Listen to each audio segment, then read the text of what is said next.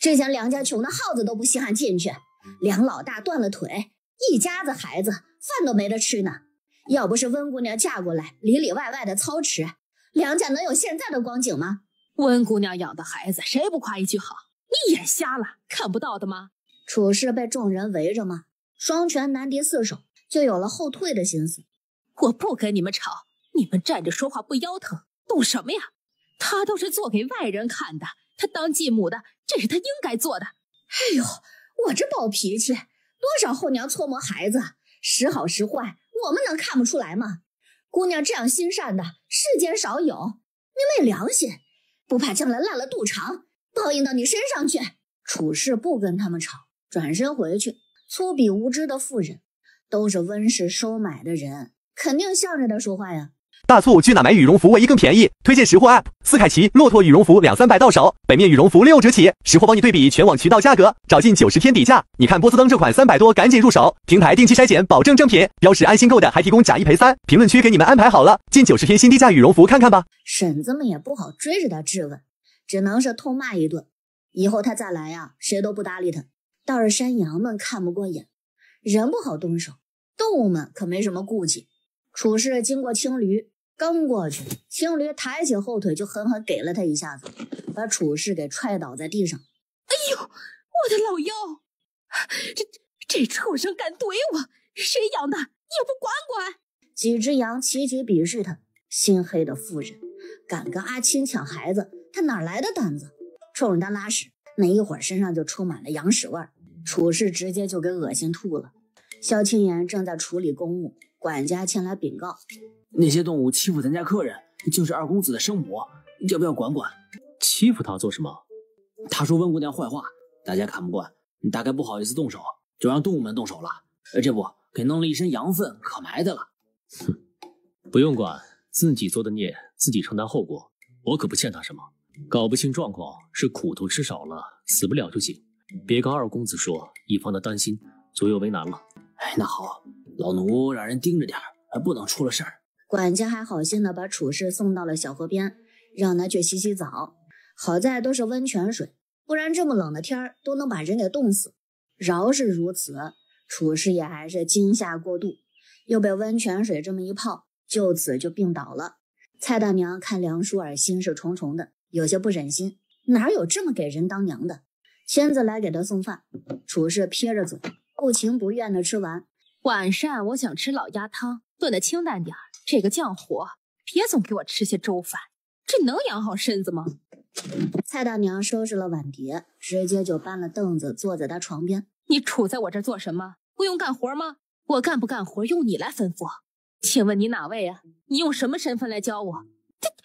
我是好心，我夫家当年可是当朝太傅，教导过皇上的，能指点你都是你的福气了，你别不知好歹啊！哼，那可不敢当了，我老婆子是要折寿的，可没这么有福气呢。当过皇上师傅的，我看着可不像啊。合着你的规矩都是教别人，不管自己啊。大促去哪买羽绒服唯一更便宜？推荐识货 App， 斯凯奇骆驼羽绒服200-300到手，北面羽绒服6折起，识货帮你对比全网渠道价格，找尽90天底价。你看波司登这款300多，赶紧入手。平台定期筛检，保证正品，标识安心购的还提供假1赔3。评论区给你们安排好了，近90天新低价羽绒服看看吧。太傅知不知道知恩图报？知不知道什么身份做什么事儿？知不知道怎么做人呢？你这婆子也配教训我呀？哼，我累了要休息，你可以出去了。哼，你让我出去我就出去啊？你是我主子吗？这里是温家，不是你太傅家。发好施令，先回你家去，别来使唤我们家人啊！我们家就这个规矩，能受就受着，受不住就滚。谁求着你来了吗？你们求我，我也不留了。要不是那些畜生害我，我能得这一场病吗？我都病得这般严重，都没来露面看我一眼。他懂得待客之道吗？待客之道也得是客人，你顶多算个恶客。除了会添堵，你还会做什么呀？畜生都看你不顺眼，你不知道自己讨人嫌的。蔡大娘说的是毫不留情，楚氏差点没给气晕过去。你出去，我不想听你说，跟你说不着。走就走，谁稀罕搭理你啊？还点菜呢，有稀饭吃都不错了，想吃老鸭汤，回你家吃去吧，惯得你毛病。蔡大娘气冲冲的就走了，除了清粥咸菜，什么都不配吃。楚师抚摸着心口，他一定要带儿子走，在这样的家里学的一身坏毛病，那可怎么得了啊？蔡大娘走了之后，崔三娘又来了。你又是谁呀？我是家里的内宅管事，楚夫人病了，是我们照顾不周，喝点梨汤去火。内宅管事，放下吧，我待会儿会喝的。除了内宅管事，我还是清河崔家的嫡女，嫁到了福州岳家。我兄长是崔旭。你说什么？崔旭是你的兄长？你开什么玩笑啊？崔旭的妹妹能在这种小山村里给人当奴才？不是奴才，是你管事。我自愿帮着温姑娘打理内宅，因为她救了我儿子的命，结草衔环都不能报答，能帮姑娘分忧是我分内的事儿。你我都是当娘的，最希望孩子好了。你大概不知道，错过了温姑娘这么好的人，是你和二公子的损失。温姑娘可不是普通的村姑，能得了她的教导，是你家孩子的福气。大促去哪买羽绒服唯一更便宜？推荐识货 App， 斯凯奇、骆驼羽绒服200-300到手，北面羽绒服6折起，识货帮你对比全网渠道价格，找尽90天底价。你看波司登这款300多，赶紧入手，平台定期筛检，保证正品，标识安心购的还提供假1赔3，评论区给你们安排好了，近90天新低价羽绒服看看吧。你也是温室的说客，我才不信呢。你不信是你的事儿，我跟你讲是不想二公子折了福气，他这么好的孩子被你这样的糊涂生母给耽误了，就太可惜了。你才糊涂呢，就算你是崔家人，也没资格来教训我。痴迷不悟，当我没来，将来有你后悔的时候。楚氏歪过脑袋不想听，崔三娘就带着侍女离开了。楚氏生了病，这家里反而还清静了一些。很快就到了温桑桑出嫁的前天，家里处处透着喜气，温竹清亲自给她操办。温桑桑顺利出嫁，全村吃席，足足热闹了3天。因为要过年了，温竹清也在准备年货，所有的食材都选了最好的，因为英指哥要来，得好好的感谢他。你看看，我来家里这么久都没吃过他一顿饭，现在都忙活几天了，姓殷的有这么大面子吗？你跟我发牢骚有什么用啊？你跟阿青讲啊，我这个正牌夫君都没有吃醋，你吃什么醋啊？温竹清忙着收拾牛肉呢，是秘境里抓的小黄牛，最是鲜嫩可口。蔡大娘也跟着帮忙吐槽楚氏，过年了家里多一个他，多烦人呢，整天躲在屋子里面也不知道算计什么。病都好了，除了拽着二少爷说坏话，什么都不干。饭倒是不少吃呢，人都胖了一圈，跟个白面馒头似的。这是我兄长崔旭，清河崔氏的少主。不知崔少主这次来所谓何事啊？小妹多谢大家照顾，我接到他的信儿就往这儿赶，还是来迟了。略备了一些薄礼，表表心意。也是缘分啊，我和崔姐姐也相处甚欢，崔少主无需破费。必须的，温姑娘心善，我当哥哥的也该表达谢意，否则被人说我清河崔氏不懂礼数了。下人放下礼单，在他面前恭恭敬敬地退下了。温竹清随手翻了翻，震惊的差点没爆粗口。开头就是100万两银子，后面的珠宝、绸缎、古玩、玉器、文物摆件，这都没看呢，这也能算薄礼？崔少主，你对薄礼是不是有什么误会啊？这明明是厚厚的厚礼，太多了，太多了，真的不用那么多。大促去哪买羽绒服唯一更便宜？推荐识货 App， 斯凯奇、骆驼羽绒服200-300到手，北面羽绒服6折起，识货帮你对比全网渠道价格，找尽90天底价。你看波司登这款300多，赶紧入手，平台定期筛检，保证正品，标识安心购的还提供假1赔3，评论区给你们安排好了，近90天新低价羽绒服看看吧。崔少主挺有魄力的呀，你怕是不止来感谢救了你妹妹，还有别的事儿，不妨直说吧，否则阿青不会收的。听闻温姑娘精通道术，我代表崔家想请姑娘帮我们解决一个家族难题，这也是请姑娘帮忙的报酬了。这样啊，什么难题？我能帮的一定帮。冲着崔姐的面子，崔少主真的不用这么客气。崔家嫡出子孙活不过30岁，已经笼罩崔家嫡出上百年了，寻遍了奇人异事，却没有一个人能看出缘由，更别说解除这个宿命了。活不过30岁，还有这种事？温竹清惊愕，这次看他的面相，并非只看脸，而是看命格，现在直接开了天眼，倒吸了一口凉气。还真是的，你的寿命竟然只剩下半年了，可身体没有问题，生机勃发，很健康啊，这怎么可能？如此说来，只能是诅咒了。诅咒？崔旭眼底露出了希望之色。之前也有高人这么说过，只是呢，他只看出了一点苗头，也没有解决之法。兄长，怎么会这样？我怎么不知道呢？这么大的事儿，你怎么瞒着我呀？崔姐姐会不会也中了诅咒？不会，这个只针对男丁，女孩子没关系的，所以女孩子大多会远嫁，不想让他们被家族牵连。那么这个人肯定跟你家有着深仇大恨，这是要断绝你崔家的血脉啊！崔家传承至今没有灭绝，大概是你祖上做了什么安排。你祖上也知道这是诅咒吧？没有的，不过每个崔家嫡子死亡之后，都要在祠堂上摆上7天7夜，然后才安葬的，而且不能风光大葬，都会隐瞒死讯，悄悄安葬。那就对了，你祖上在躲避什么东西？如果我猜的没错，你们能活过30，而不是成年就死亡，也是你们祖上庇护了。这事儿还真不是什么好事，大概挺丧的，不好意思让子孙后代知道。不敢说长辈们的不是。好了，这事儿不是一时半会儿能说得清的，不如先安顿下来，以后慢慢说吧。马上就要过年了，总不能撵人家崔旭走吧？萧青言展现男主人的风度，安排了客房，亲自招待，留下温竹清和裴延川商议诅咒之事。只是线索不够多，一时半会儿呢也聊不出来什么。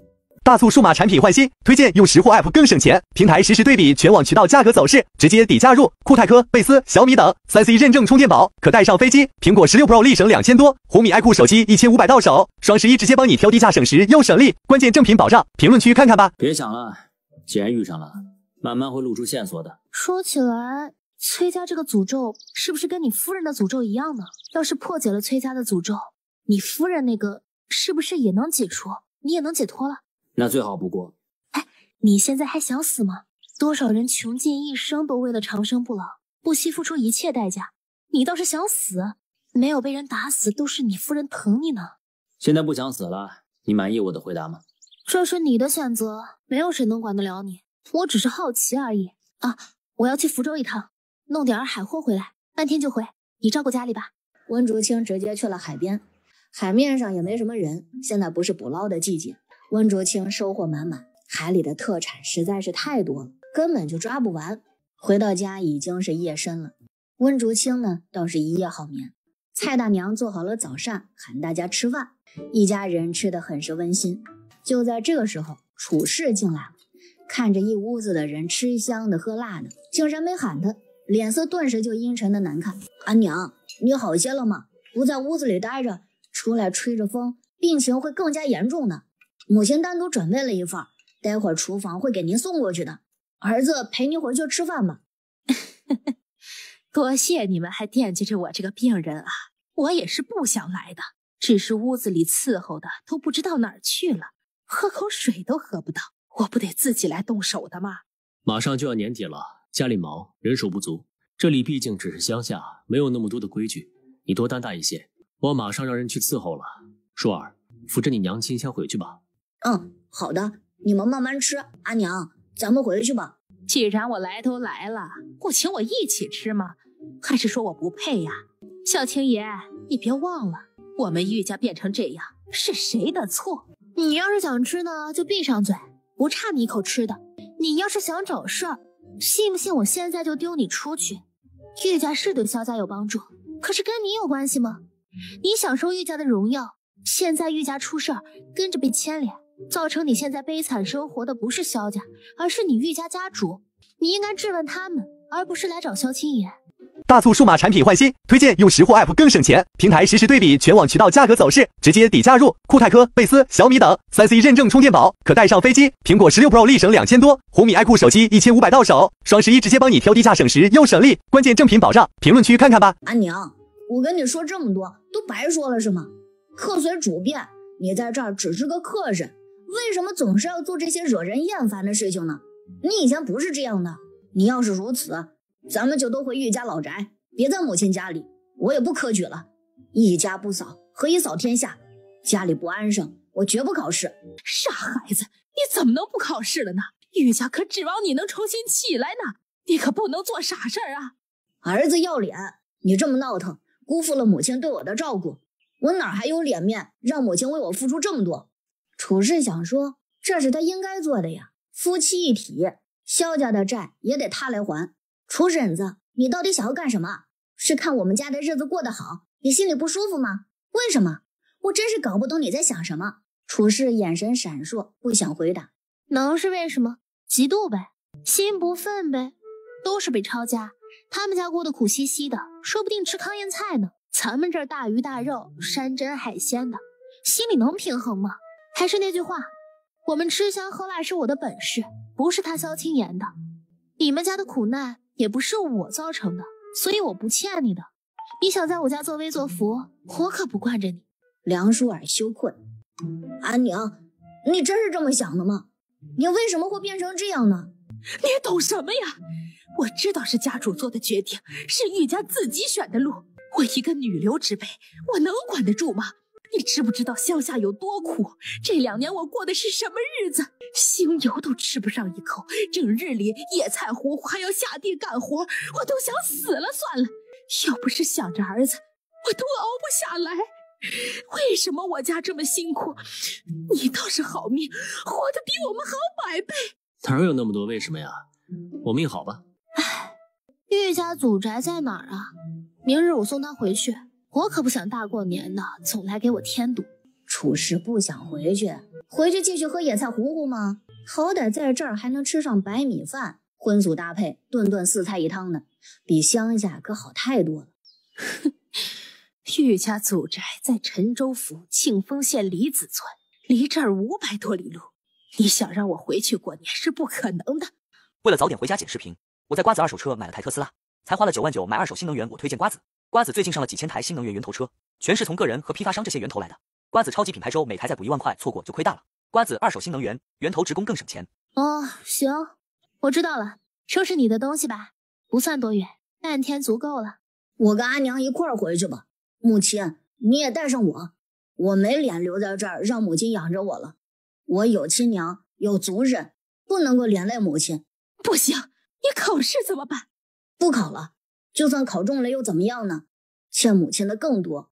我不想做忘恩负义的人。哪里就忘恩负义了？我考中秀才，有了功名，玉家肯定是让我庇护你们，给你们助力。可是帮助我读书的母亲，却平白给玉家做了嫁衣，她什么都没有。母亲不在乎，我就不能这么没有良心，让她为我付出这么多。温竹清很是欣慰，这孩子懂事了。楚氏说不出话来，这确实是他的打算呢。那你要怎么样才肯去考试？你跟母亲道歉，以后不管我考中了秀才还是举人，都先给母亲报喜，先给母亲磕头谢恩，让人知道儿子有今天都是母亲教导有方。这怎么能行？他这个生母算什么呀？梁淑儿很是坚决，楚氏恨得都牙痒痒。你这女人真是有手段呢，孩子都被你给哄得死心塌地的维护你，你厉害。对啊，我就是有手段，大家各凭本事啊。你也可以耍手段的，我不介意。多谢夸奖啊，你以后会知道我的厉害不止于此。不许你欺负我阿娘，要不是看二哥面子，我打死你！别胡闹，小五，不许这么说，要讲道理，哪能随便就打死人的？可是他欺负阿娘，没有的事儿。你看他欺负成了吗？阿娘欺负他都是好的啦。好儿子，不生气啊。哦，那也是他不对，他冒犯阿娘了。他会知道自己错了的，咱要给人一个悔改的机会啊。行吧，你要知道悔改，我阿娘不跟你计较，二哥也还是我二哥。楚氏不敢顶撞小五，加上梁淑儿这么坚决地维护他，气怒交加，眼前一黑，气得就晕倒了。哎，这点战斗力，出来送什么呀？给送回去啊！把自己气晕了也是人才。为了早点回家剪视频，我在瓜子二手车买了台特斯拉，才花了9万9买二手新能源。我推荐瓜子，瓜子最近上了几千台新能源源头车，全是从个人和批发商这些源头来的。瓜子超级品牌周，每台再补1万块，错过就亏大了。瓜子二手新能源源头直供更省钱。该不会是装的吧？哼，要不是看二哥面子，我高低拿蔡奶奶纳鞋底子的锥子扎他人中。那还谢谢你了。众人笑起来，可怜楚氏还晕着，都没人搭理他。温竹清说到做到，第二天一早吃了早饭就要送楚氏回家。楚氏不肯，我要陪着我儿子，我哪儿也不去。你偷偷走，我不跟舒儿说，你要非要闹大，舒儿也会跟着你走的。你要是真的爱他，有一点当娘的责任心，就别连累孩子。你真是狠心，肯定是你威胁我儿子，他才不跟我亲近了。你要还这样不知所谓的，他跟你更不亲。温竹清不耐烦了，拽着他就消失不见了。楚氏只觉得眼前一黑，身体飘飘忽忽的，不知道过了多久，再次回过神来，就已经是陌生的地方了。是这里吗？我也不知道。楚氏脚都软了，头也晕，就跟晕船一样，直接就吐了。温竹清又消失了，吓得楚氏大喊：你别丢下我呀！我给你道歉还不行吗？你这个女人是不是故意把我弄这儿，杀了我灭口，毒杀我儿子呀？楚氏真的是要吓死了，他满心都是这女的肯定是居心叵测，自己啊一定得落个悲惨的下场，哭的那叫一个凄惨。一阵马蹄声传来，那马车呢就停在了他面前。上来呀！我这就来。楚氏爬上去，竟然非常的老实，让温竹清看着都十分的好笑。这怎么突然就变乖了呀？马车车夫是他雇来的，人家知道地方，不用自个儿去找，离得呢也不远，20-30里地。温竹清省点灵气，闭目养神，打坐休息。楚氏就偷偷的瞄着他，这女的真的会道法，不是一般人呢。村里人吹的玄乎，他还以为是骗人的呢。只有亲身经历，才知道自己的命有多大。那温竹清真的是一根手指头就能摁死自己啊！很快到了村子里，车夫停在了玉家祖宅的门前。刚要进门，发现一个女孩子跪在门前，身边摆着一些粮食和肉菜、点心、酒水什么的。这是什么个情况？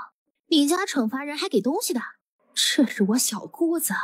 为了早点回家剪视频，我在瓜子二手车买了台特斯拉，才花了9万9买二手新能源。我推荐瓜子，瓜子最近上了几千台新能源源头车，全是从个人和批发商这些源头来的。瓜子超级品牌周每台再补1万块，错过就亏大了。瓜子二手新能源源头职工更省钱。她嫁给城里一个富商做妾室，婆婆发了话，以后就没有她这个女儿了。哦，这样啊，那你婆婆肯定是个严厉倔强的厉害老太太。你咋知道的？我不瞒你说，我在我婆婆面前立规矩，现在她一瞪眼，我这腿肚子还打转呢。温竹清有些想笑，都当娘的人了，还怕婆婆？这人突然就看着有点可爱起来。小姑，你起来吧，你就是跪死在这儿，婆婆也不会心疼的。这么冷的天，你冻坏了怎么办呢？大嫂，你回来的太好了，你把东西拿给母亲吧，她骂我恨我都行，可是要保重身体啊。今年没有打下多少的粮食，家里肯定是没有吃的了，她的身体吃不消的。温竹清感慨，真是个孝顺的好姑娘，她给人做妾也是为了让家里人活下去，可惜却遇到这么一个倔强古板的老娘。大门打开了，走出一个瘦长脸、法令纹深刻、眼袋耷拉的干巴老太太。我玉家就是冻死饿死，也不要你出卖尊严换来的粮食。你走吧，我都说了，没有你这个女儿，你跪在我家门前，也是脏了我家的地了。玉小姐哭得越发悲痛，为什么母亲要这么倔强呢？玉小姐，你先起来啊，你怀着身孕呢，这么冷的天，孩子可吃不消的，你的膝盖也会落下风湿，等你老了，老寒腿的滋味折磨得你生不如死啊！小姑，你怀孕了，快起来，孩子要紧呢。玉老太太的眼底闪过了一抹担心。滚回去吧，死也死在你家里，人家来找我老婆子算账，我这条老命也给你算了。你这老太太，孩子一片孝心，你非得戳人心窝子，这都怀着孩子呢，你心硬如铁，没见过你这样不通情达理的人。你哪儿冒出来的？我家的事儿要你一个外人多嘴。温竹清扶着玉小姐起来，你家老太太，我帮你收拾。不要，都是我的错，你别惹我母亲生气。你错哪儿了？你嫁给人做妾，是不是想着帮衬家里？是，可是玉家没有做妾的女儿，我给玉家祖宗抹黑了，我恨不得以死谢罪。为了早点回家剪视频，我在瓜子二手车买了台特斯拉，才花了9万9买二手新能源。我推荐瓜子，瓜子最近上了几千台新能源源头车，全是从个人和批发商这些源头来的。瓜子超级品牌周每台再补1万块，错过就亏大了。瓜子二手新能源源头职工更省钱。可是我不嫁，全家都没活路啊！这家里几十口子人，还有孩子，我死不要紧，可只想让他们都活下去。听听，多伟大的牺牲啊！却遇到你这样古板的老太太，你是要逼死孩子吗？她给人做妾已经很难受了，你还不理解，这孩子心里得多苦啊！从来都是懂事的孩子吃苦受罪，自私的孩子吃香喝辣，苦人承不起我。你算什么东西，也配管我家的事儿？滚出我家去！我也没进你家门啊，往哪滚？老太太，气大伤身，我看你旧伤未愈，身体亏损严重，也就一口气儿撑着呢。散了这口气儿，你也该办后事了。母亲，我送来的人参您没吃吗？她要不是为了求人参，也不会嫁给人家做妾。那些东西都是聘礼呀。母亲，您别生气，她是萧青言的夫人，是送我回来的。孩子现在是她教养，她是孩子的继母，不是外人。有话咱们进去说，别在外面惹人笑话。小姑的身体也吃不消的，你非要让小姑死不可的吗？玉老太太狠狠地瞪了温竹清一眼，温竹清也瞪眼，比眼睛大呀，咱可就没输过。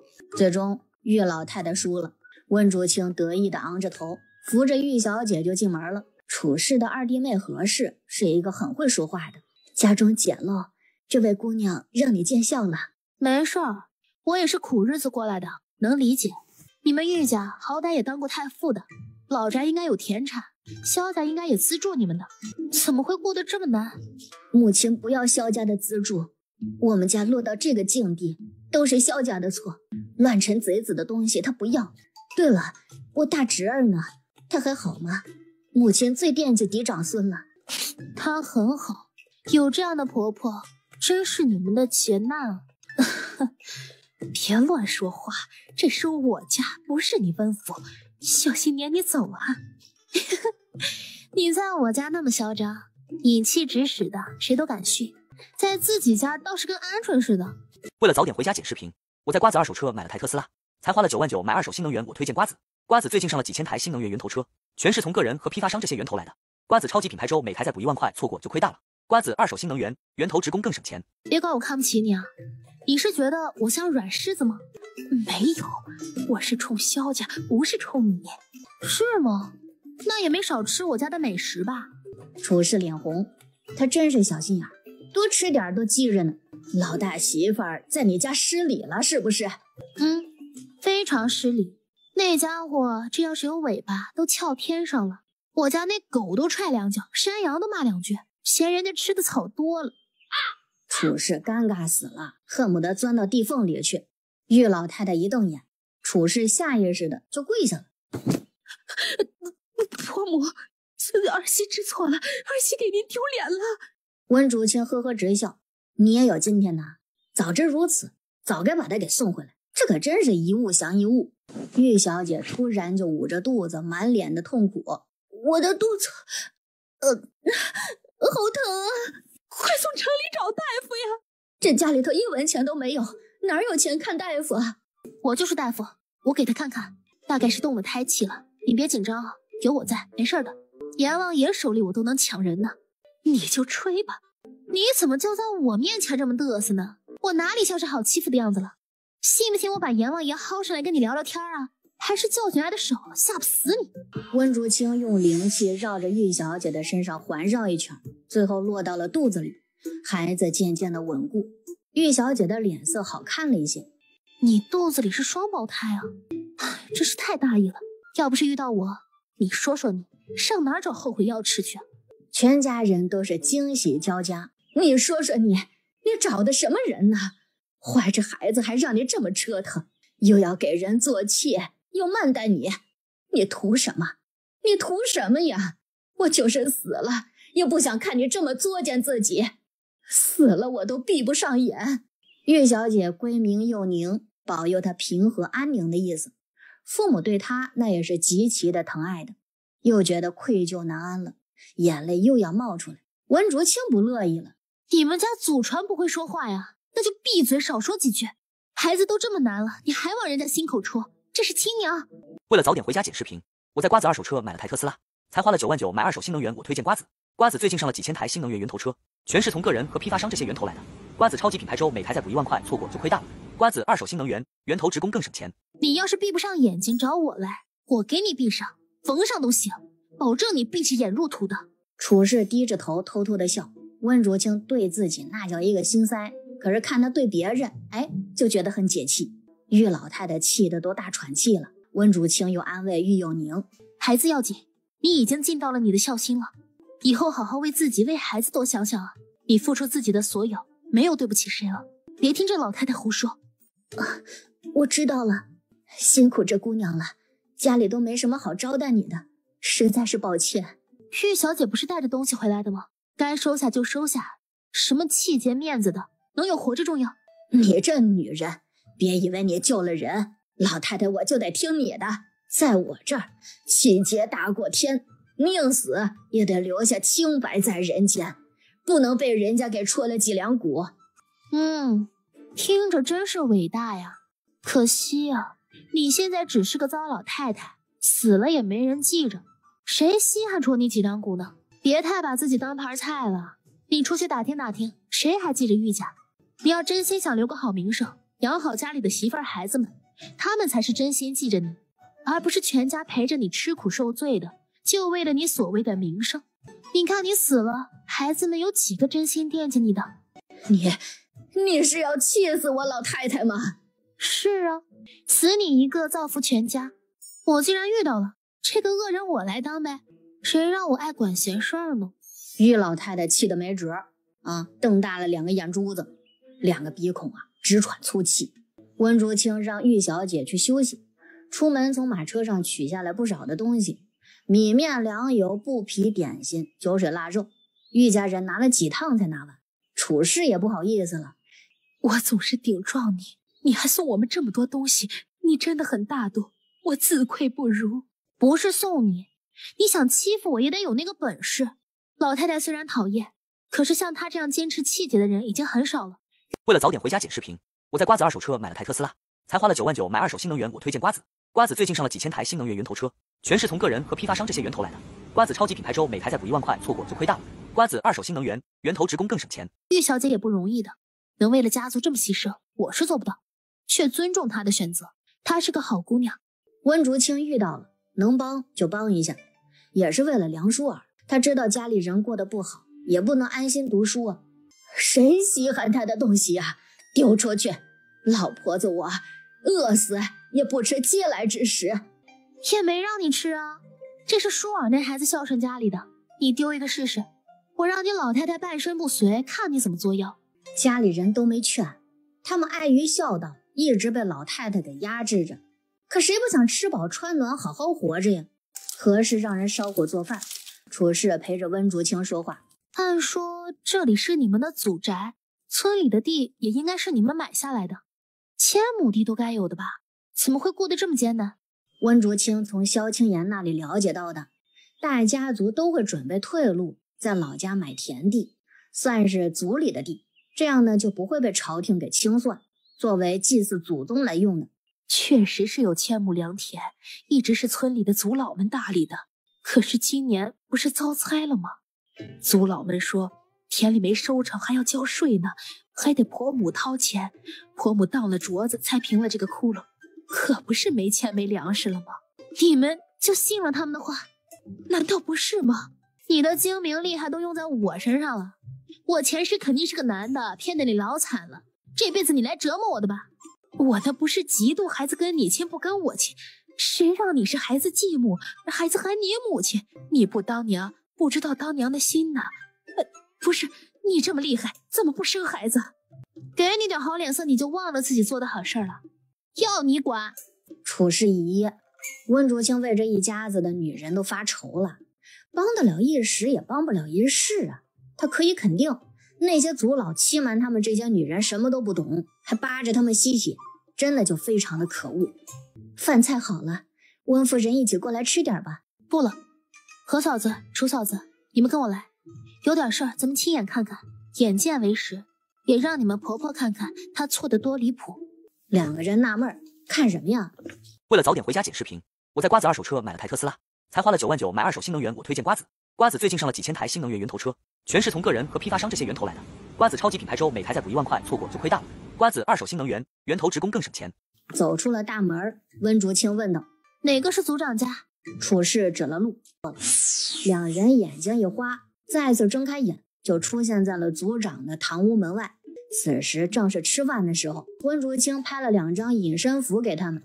进了门，看到他们吃的饭菜还挺丰盛的，腊肉、红烧鱼、2餐的米饭、豆腐白菜，还有1大碗的炖鸡。温竹清看了2人一眼，他们都震惊地捂住了嘴，组长竟然骗他们。2个人气得都想跟他们争论，被温竹清给拉住了。再次回到玉家，温竹清见了玉老太太，说吧，让你俩儿媳妇给你讲。处士和何氏马上就把在组长家看到的事情说给他听。母亲，他们都是黑心烂肺，这些年家族的田地出息都没有要过，都肥了他们，看咱们落难都不肯放过咱们，这是亲人吗？这是仇人呢！母亲，您说说可怎么办？能怎么办呢？咱们一家子的妇女孩子，谁能撑得起这个家呀？你婆婆我能不知道他们包藏祸心吗？可是又能怎么样呢？跟他们争论，那些村里的人都是向着他们的，咱们一家子的妇人能是人家的对手吗？凡事动动脑子，冲动能解决问题吗？老太太，你心里跟明镜儿一样，人老成精啊，没有白吃这么多年米饭。老太太白了他一眼，他一点都不懂得尊重老人。现在我来了，我给你们撑腰，开祠堂召集全村人，把属于你们的粮食、钱财都得要回来。你也别怕他们以后会报复。你女儿虽然是嫁给人做妾的，总有些人脉吧，让你女婿来村里走一趟，带几个官差撑撑面子，谁敢欺负你们就报官啊。没有官差，自己去假扮一下，脑子活泛一些。老太太别死倔，能解决了问题就不要在乎什么手段。温竹清就差手把手的教导他们了。处士听的是两眼放光，恨不得拿个小本本给记起来，感觉学到了很多的东西啊。为了早点回家剪视频，我在瓜子二手车买了台特斯拉，才花了9万9买二手新能源。我推荐瓜子，瓜子最近上了几千台新能源源头车，全是从个人和批发商这些源头来的。瓜子超级品牌周每台再补1万块，错过就亏大了。瓜子二手新能源源头职工更省钱。玉老太太很是无语，你这是做什么呀？萧家大爷怎么会娶了你呢？我现在就是个普通的村姑啊，能做什么？曾经我的梦想是占山为王，做个女大王，只要从我的地界过，就是只鸟儿都得留下点什么东西来。现实版的雁过拔毛得从我这儿开始了。可惜生不逢时，名声太好了，村里人都捧着我，周围的村子也来我们村族学读书的，不好意思下手。处士没憋住笑起来，原来名声太好，限制了他的发展了。玉老太太都要翻白眼了，谁家养出的这么个女孩子来呀？老太太，去跟你女儿好好说说话啊，别死犟了。有些遗憾，你走了没什么，别让孩子一辈子心难安。你也得承认，玉小姐是个孝顺的好孩子。老太太的眼底闪过了一抹怀疑，心中一沉，没有说什么，找个人去请组长来开祠堂，全村人都来祠堂开会吧。就在此时，孩子领着一个中年富态的男人进来了。见过岳母大人。这是玉小姐嫁的那个男人。温竹清瞄了他一眼，你福泽绵长，原本是子嗣繁茂，家族昌盛，富贵安康的命格，可我看你命宫有黑气，这是被人夺走了气运了。你说说，是不是常年不顺，总是倒霉？你妻子缠绵病榻多年，膝下空虚。你怎么知道的？你是何人？这位是温大师，修行者，能飞天入地，跟阎王喝茶。看你这点小事，手拿把掐的，遇到温大师啊，真是你的福气呢。温竹清一噎，你这突然给我站大旗，不找茬了，我还怪不习惯的呢。胖男人惊疑不定，真的是修行者吗？这也太漂亮了，不敢相信呢。温竹清一抬手，一朵小火苗就冒出来了，所有的人当时就惊呼一声，这也太神奇了。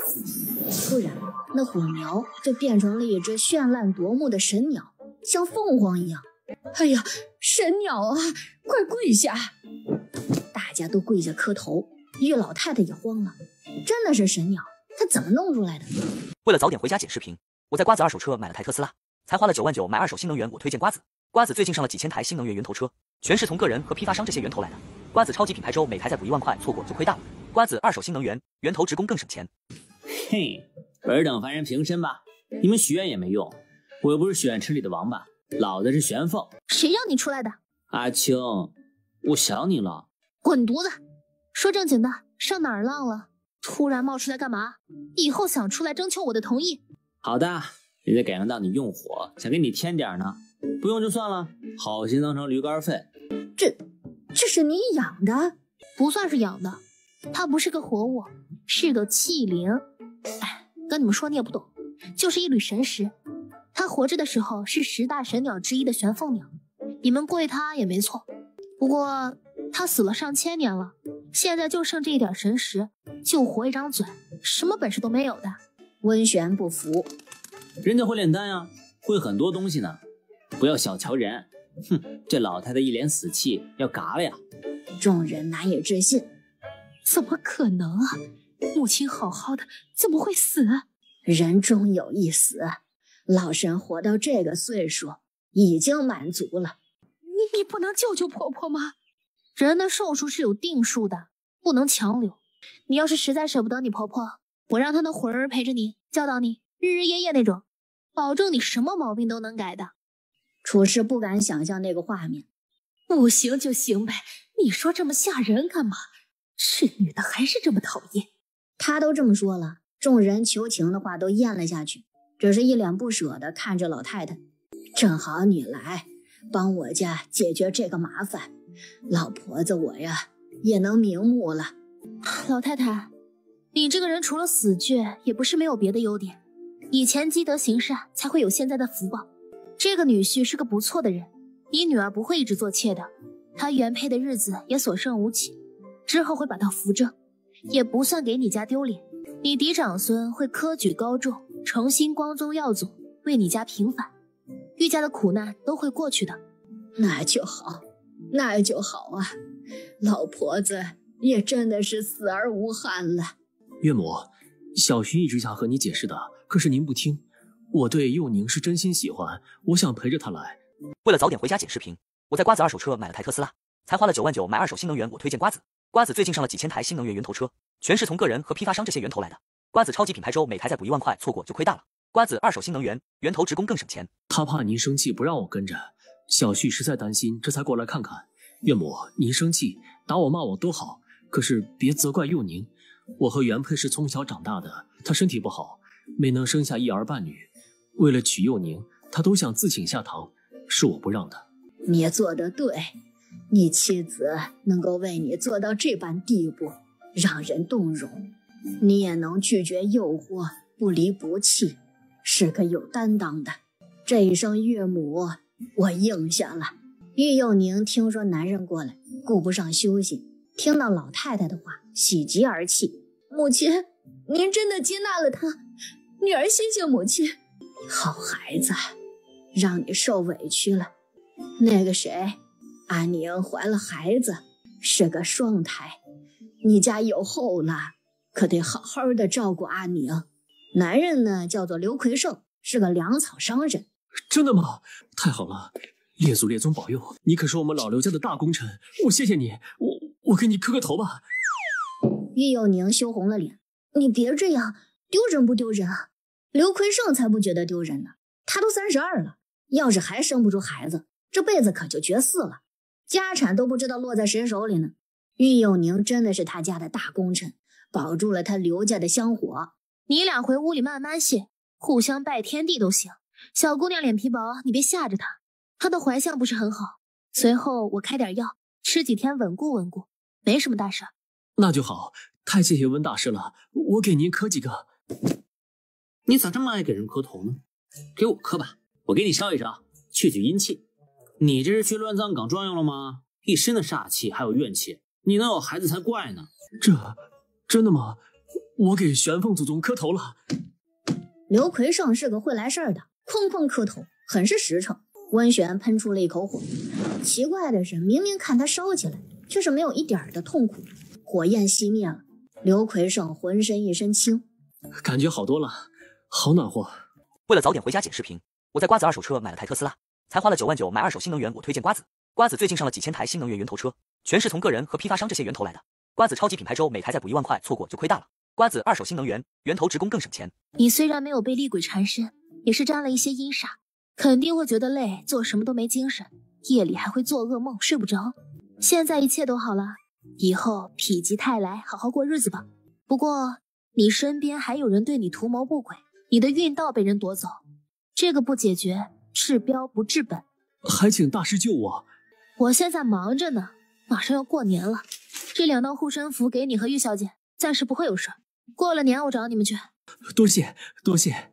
温卓清给温璇使了个眼色，温璇了然。给钱，这个要收钱的，大师也要吃饭。温卓清觉得挺不好意思的，有点像骗子。啊，这个应该的，我激动过头了。多少钱啊？凭你的心意吧，穷人的都是1文2文，心意到了就行。有钱的就是500两起步，多则不限。我就带了100两银子，够了吗？够了。温竹清一招手，进了他的腰带里面。阿青啊，你攒了多少钱了？给我点零食吃呗，我闻到零食的味道了。不行，零食给小马子修炼的，你吃了多浪费啊！休想打我宝贝的主意哈！你回去陪孩子们玩了，别跟我这忽悠。就不，我要看热闹。你出门都不带我，我生气了。哼！屁股冲着他，温竹清觉得自个儿那形象都给摔地上了。这死鸟真是不知道给他装面子。只是呢，他这一闹腾，大家都笑起来了，也没有那么紧张严肃的气氛了。就在此时，族长带着族老们进来了，有些看玉家女人们的眼神竟然很是炙热，透着绿光。处事都瑟缩了一下。看什么看？眼珠子不想要了？活这么大年纪，狗都不如的东西，是你们能看的吗？你是谁？你祖宗！阿玄，掌嘴！心术不正，为老不尊，打死了都不过分。来了，这活我喜欢干。一人2巴掌，打得他们脸蛋子火辣辣的烧起来，疼得直呲牙。什么东西，敢在我们村撒野，反了天了！去喊人来，老子要你这娘们儿跪着舔老子的脚！放肆！敢对温大师不敬，你才是找死！你这脚丫子这么尊贵的吗？本尊看他不顺眼，没了脚丫子也就不用舔了吧。为了早点回家剪视频，我在瓜子二手车买了台特斯拉，才花了9万9买二手新能源。我推荐瓜子，瓜子最近上了几千台新能源源头车，全是从个人和批发商这些源头来的。瓜子超级品牌周每台再补1万块，错过就亏大了。瓜子二手新能源源头直供更省钱。一道火焰喷出来，说话那族老的双脚顿时变成黑炭一样，惨叫着就倒下去了。其他的人顿时是惊怒交加，这什么东西啊？温竹清没想到这些个族老比他想的更加的恶劣，更加的不要脸，也难怪老太太那么强势的一个人都不敢轻易的撕破脸。族长，你带着人来我家做什么？不是说了去祠堂吗？难不成我家是祠堂吗？族长的城府很深，没有兴师问罪。他们家来了帮手，一看就不是个简单的人物，那个计划还得是循序渐进呢。老嫂子，我们这不是担心了吗？过来看看，好好的开祠堂可不是小事。年底了，不该祭祀祖宗吗？我们老爷对族人一向不保，我倒是想问问祖宗们，玉家世代奉公守法，恪守祖训，勤勉做人，为何会落得这样的下场？树大有枯枝，那些老鼠屎一样的恶心玩意儿，不干人事儿，这种族人该如何处置？族长那脸色顿时就不好了。我听着老嫂子有点指桑骂槐呢，是不是我们这些老人哪儿做的不好，惹你生气了？你指出来，我们一定改。温竹清给处事使了个眼色，拿出对他的劲儿来呀，对死这老家伙呀！处事有他在，那叫一个底气十足。族长，别的不说，你说今年灾荒，地里没收成，还要交税，骗走我婆婆最后的银子，谁家都没有余粮。你自己说说，你午膳吃的什么？族长心里咯噔一下，自然是素米面糊糊，配上一些干野菜，能吃什么？是吗？嘴角的油先擦干净再说吧。我怎么闻到炖鸡的味道了？还有腊肉炖豆腐呢？这伙食是吃不上饭的样子吗？族长死不承认。出事，你胡说什么呀？这有你说话的份儿吗？顶撞长辈，这个就是你玉家的家教吗？奸懒馋滑，为老不尊，也好意思说自己是长辈？我们玉家的家教是对人的，不是对畜生的。为了早点回家剪视频，我在瓜子二手车买了台特斯拉，才花了9万9买二手新能源。我推荐瓜子，瓜子最近上了几千台新能源源头车，全是从个人和批发商这些源头来的。瓜子超级品牌周每台再补1万块，错过就亏大了。瓜子二手新能源源头职工更省钱。好啊，你们真是反了天了，敢这么顶撞族长！今日老夫要召集全村人，让大家看看你们是什么嘴脸，是怎么样忘恩负义。没有我们收留你们，你们早饿死了。去喊人呐！你不喊我们都会喊的，让大家都看看，在荒年你当族长吃香的喝辣的，村里人都饿着肚子，过年都吃不上一顿白米饭，这就是你当的好族长？你们今儿是非要撕破脸是不是？给你脸是你不要的，你欺人太甚，不给人活路。今日便是你遭报应的时候。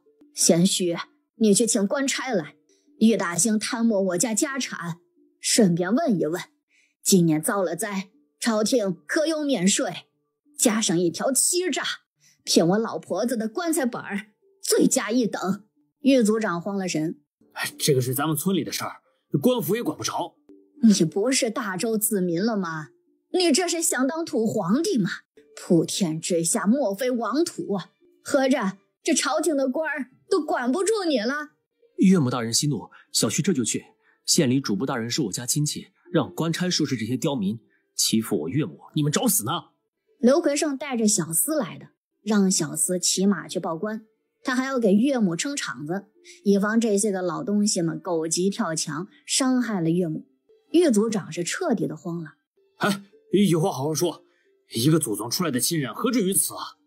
不报官也行，你把这么多年贪污我家的财产都给还回来。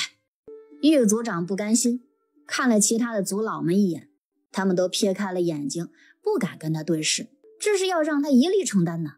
温竹清看得分明，族长，1000亩良田呢，这么多年收入可不少啊，你不可能独吞吧？这些人都有份儿，欠的债该还就得还。不过呢，你也不用自己倒霉，谁吃的谁吐出来，这才公平。对，没错，又不是我一个人拿了，你们都有份儿，要拿大家都得拿。你倒霉也要拉着我们呀！这些事儿都是你指使的，你吃肉，我们顶多喝点汤啊。就是，就连玉老太太他们回来，也是你说逼死他们。反正玉家男人出事了，说不定都死在外边，这座宅子也就成了咱们的了。你还说这些女人们都长得细皮嫩肉的，都是官家小姐，将来咱们享用完了，还能卖个好价钱呢。玉家女人们听的是心惊胆战，惊惧交加。若不是温姑娘今日来，他们的下场都不敢想啊。还是报官吧，老身要让他们付出代价。你说了不报官的？哼，那是不知道你们这么卑劣，你们都要赶尽杀绝了，还是对自己的恩人，你们亏不亏心啊？别忙，怕是不止于此。我看村里人都很贫困，按说不应该啊，有这么多良田，他们就是做佃户也能生存，肯定是被他压榨了，没少做坏事，能想出这么恶毒的法子，还有缜密的计划，他就不像是第一次做这种事儿。我看他的面相还背负着人命，可要好好查查。我没有，你这个女人跟我什么冤什么仇？为什么要这么害我？无冤无仇，但是你做了恶事儿，怨孽缠身，冤鬼索命，我身为修道者就有义务管的。我多管闲事也是为了救你，救你全家，你竟然不领情，那我还真不管了呢。你胡说！你以为这样就能吓到我了吗？我有没有杀人我能不知道？我没杀人，你们别信他，你们可以去查，咱们村谁死了。你确实没有杀村里人，而是你拐了人，还是个女子。你不杀伯仁，伯仁却因你而死。你怎么知道？没有什么能瞒得了我们阿青的。遇到阿青，算你倒霉。今天是个好日子，有怨报怨，有仇报仇。你闭嘴了，去祠堂吧，让玉家的列祖列宗也看看他们的子孙后代变成什么样了，为何不保佑你们呢？一行人到了祠堂，温竹清却抬头看向了房梁的天窗上，这种地方也能够藏东西，一般都是比较贵重的，可现在却传来了阵阵死气。你们玉家是不是有仇人啊？没有啊。众人不解，倒是玉老太太眼神闪了闪，若有所思。村里其他的男丁也来了，等着祭祀。玉大兴贪没玉家田产，中饱私囊，甚至杀人害命，不配做族长。今日召集大家来，是来征讨他的罪行。村民们都炸了，但是呢，都很高兴。玉大兴现在是破罐子破摔了，事已至此，他们还能杀了自己不成？温竹清抬手掐诀，一道现行符纸拍出去，玉大兴的身上浮现出一个惨白的鬼影，吓得所有人惊呼后退。嘿，有鬼啊！祠堂本来就是鬼住的地方，有鬼不是很正常吗？楚氏翻着白眼，哎呀，正常个鬼呀！你故意吓唬人的吧？你别过来，是你自己逃走，摔下河里淹死的，跟我没关系啊！我为什么要他？你不知道吗？得骗我说村子里可以落户，能让我们娘俩吃饱饭，能给我们过好日子。我信了你的话，跟你进村。可是你卖了我儿子，还囚禁我，把我当成玩物欺辱我。我不逃，等着被你欺辱致死吗？你虽然含冤而死，命运多舛，好在没有沾染血气，此时投胎转世还不晚的。只是你非要报了仇再去寻找儿子，沾染血债，投胎可就难了。你一个鬼，现在还离不开村子，等你修炼到了能四处游走的地步，不知道等到猴年马月，你儿子说不定都投胎了。我可以答应你，帮你找儿子，不管是生是死，我都给你一个交代。你的仇我也帮你报了，你安心去吧。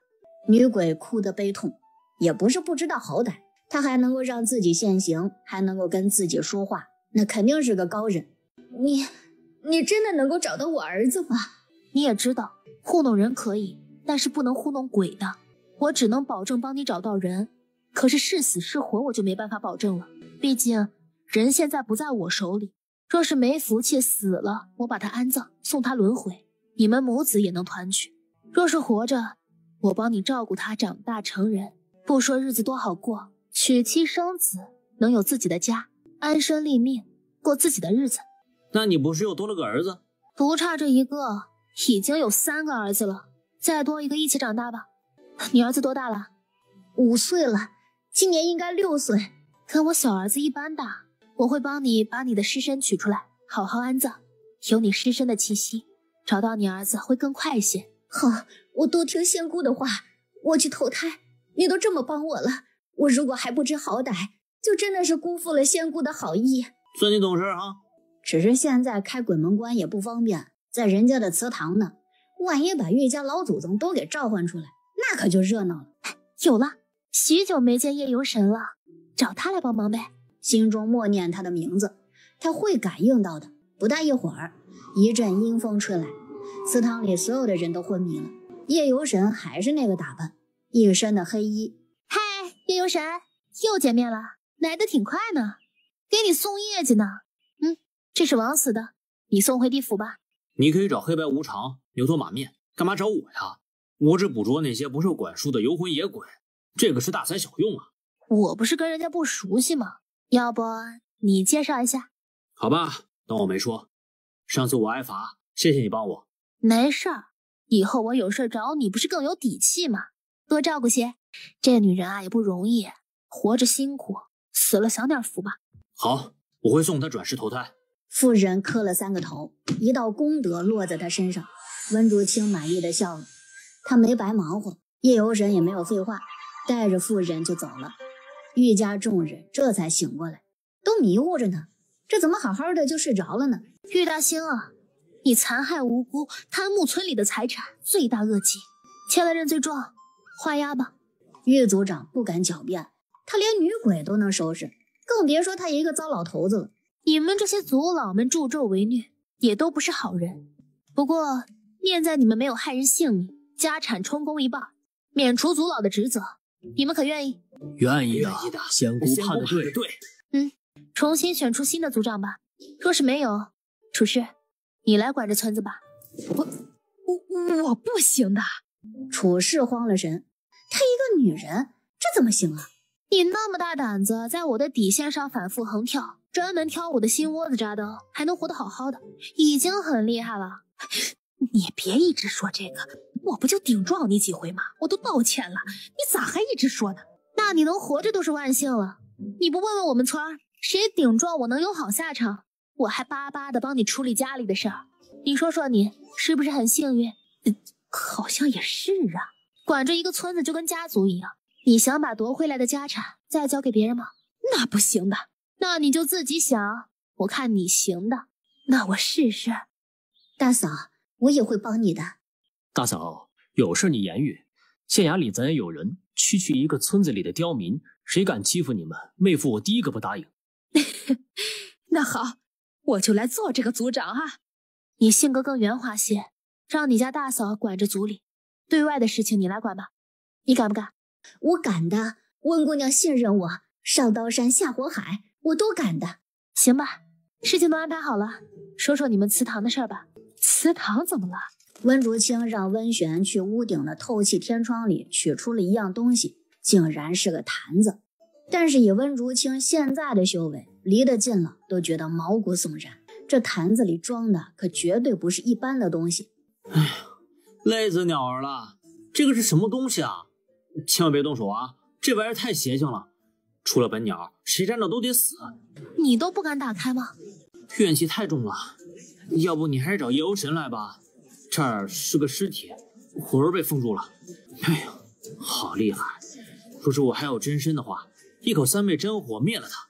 可是我现在只是个宝宝，没这个本事了。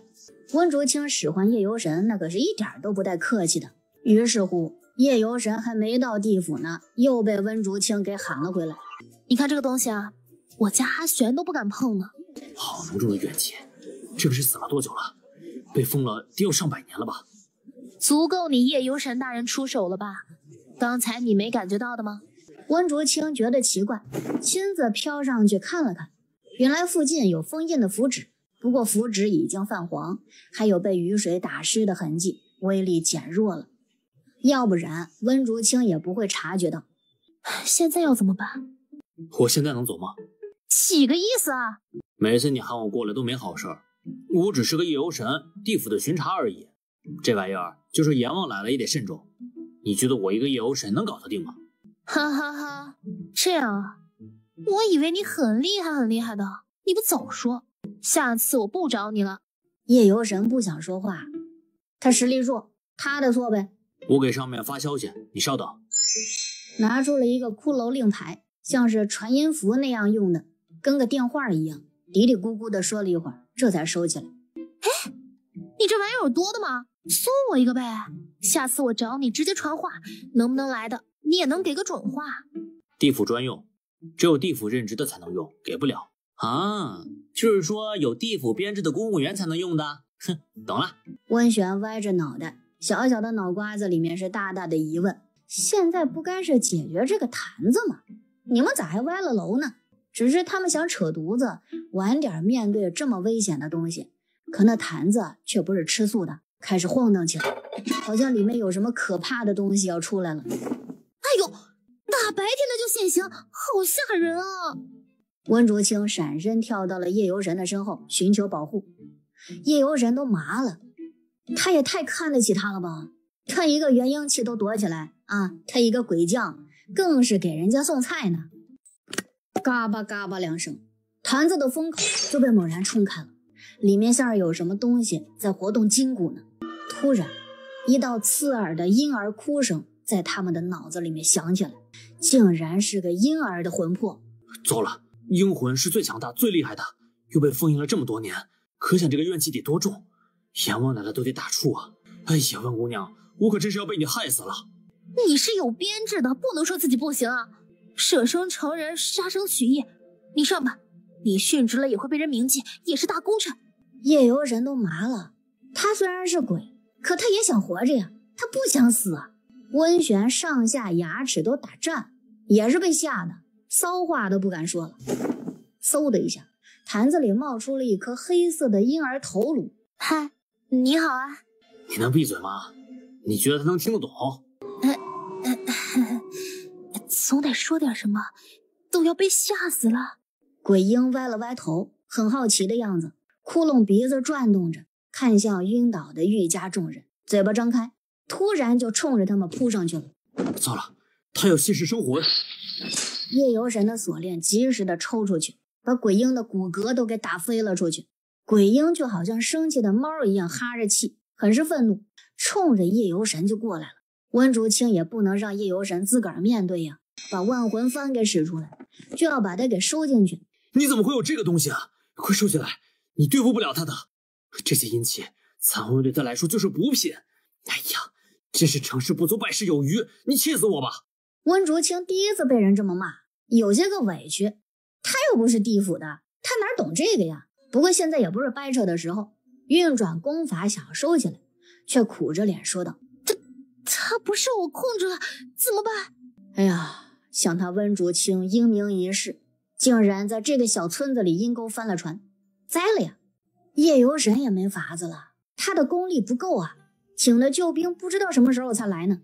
这满屋子的人如果都死了，他的罪孽可深了，这阴差也就做到头了。温玄，有法子没有？你都没辙，你指望我一个鸟儿？平时你不是挺能吹的吗？现在怎么知道自己是只鸟了？你都说了是吹了，吹牛又不犯法。哎呦，这个气啊！得亏温玄不是个实体，否则他高低得烤了他吃鸟肉。我找阴前辈求助。温竹清拿出传讯符给阴指哥传信，结果传讯符出来的是自动回复：我是阴指哥，现在闭关中，有事儿请留言。你，哎呦，温竹清真的都想爆粗口了。阴前辈是真会玩啊，都会自动回复了。他顿时是欲哭无泪，找裴延川吧，他是个体修，也没有一日千里的本事，赶到这儿那估计黄花菜都凉了。果然靠山山倒，靠水水枯，万魂幡渐渐的暗淡下来，哐当一下掉地上，那阴魂一阵狂笑啊，就飞扑过来了。温竹清一样样的法宝打出去，都被他挥手给打飞了，强大的都离谱。惨了惨了，我还不想死，要做鬼修的吗？他会吃了你的魂魄，变成自己的补品。你想当鬼修都没那个资格。再说了，修行者不入轮回是不能做鬼修的。你不说话能死吗？夜游神一噎，他说实话也有错呀。哎呀，别说了，他来了。哎呦，惨了惨了，温玄又要换主人了吗？阿青，你走了之后我会给你收尸，放心的去吧。你闭嘴！温竹清眼睁睁地看着那阴魂扑过来，闭上眼睛等死。结果呢，什么事也没有发生。松开胳膊，眼睛陡然瞪得老大。他看到了什么？强大的一出手都能摁死他们的阴魂，此时被一个女鬼抱在了怀里，像是哄婴儿一样拍着他的身子，温柔地哄着他。你是谁？温竹清想起来了，这不是他在福州遇到的那个嫁衣女鬼吗？死得可惨了的那个，新婚夜被夫君灭了满门，戾气横生，差点就控制不住乱杀无辜了，被二丫头的领域给收起来的那个。这位姐姐好啊，多谢你救命之恩啊！嫁衣女鬼的实力比以前更加的强大了，若是鬼有分级，现在她已经是鬼皇的级别了，夜游神就更加不是对手。温姑娘，你总是能够遇到神奇的东西，这孩子怪可怜的，我想养着他，可以吗？不行，他这么危险，必须进入地府管制。还有你也得跟我走。温竹清悄悄地离他远了一点。这个夜游神那脑瓜子都有点拎不清，也不看看你什么实力啊，你就说不行啊？说不行都得是有底气的，要不然那就是找揍呢。你说什么？我没听明白。地府想管制我？行啊，那你摇人来，我会会他们，输了我就跟你走，赢了你跪下给我当鬼仆吧。十殿阎王总有能对付你的，还有地藏王菩萨，无数的阴兵鬼将。哼，你别这么自信。哎呀，我不要这么自信，这话还是我送给你吧。区小鬼，口气倒是不小，袖子一挥就要把人给扇飞出去。有话好好说，别动手啊！姐姐心善，想留着这孩子也没什么不可以的。姐姐不是滥杀无辜之人，是有底线的鬼，凡事都有特例，不要那么较真啊！这事我跟阎王说，你别管了。夜游神耿直道：“你以为你面子很大的吗？”哼，温竹清都不想说话了。嫁衣女鬼也不会真的就弄死夜游神，毕竟人家是有编制的，杀了他那就等于是跟整个地府开战了，不到万不得已是不会走这一步的。叶有神也就是看准了这一点，也有自己的底气，一时之间呢就僵在这儿了。婴儿鬼突然又哈气了，对着玉家人满脸凶恶。这孩子跟玉家人有恩怨，要他们家人都死绝了，他才会解脱。温姑娘，你说这事儿该如何处理啊？他要是杀了玉家人，那就沾染血债不干净了，地府可不会放过他的。姐姐，你能问问他为什么吗？嫁衣女鬼跟他交流了一会儿，摇头说道：不行，他没有神智，只是靠着本能行事。当初做法的人给他下的诅咒，就是玉家不死，他不得解脱。谁这么狠，用一个婴儿来下诅咒？什么深仇大恨，至于吗？看来还得从玉家下手。任何事儿有因必有果，得了解缘由才好解决。他把玉老太太给弄醒了，老太太看不到这些个鬼，神色茫然。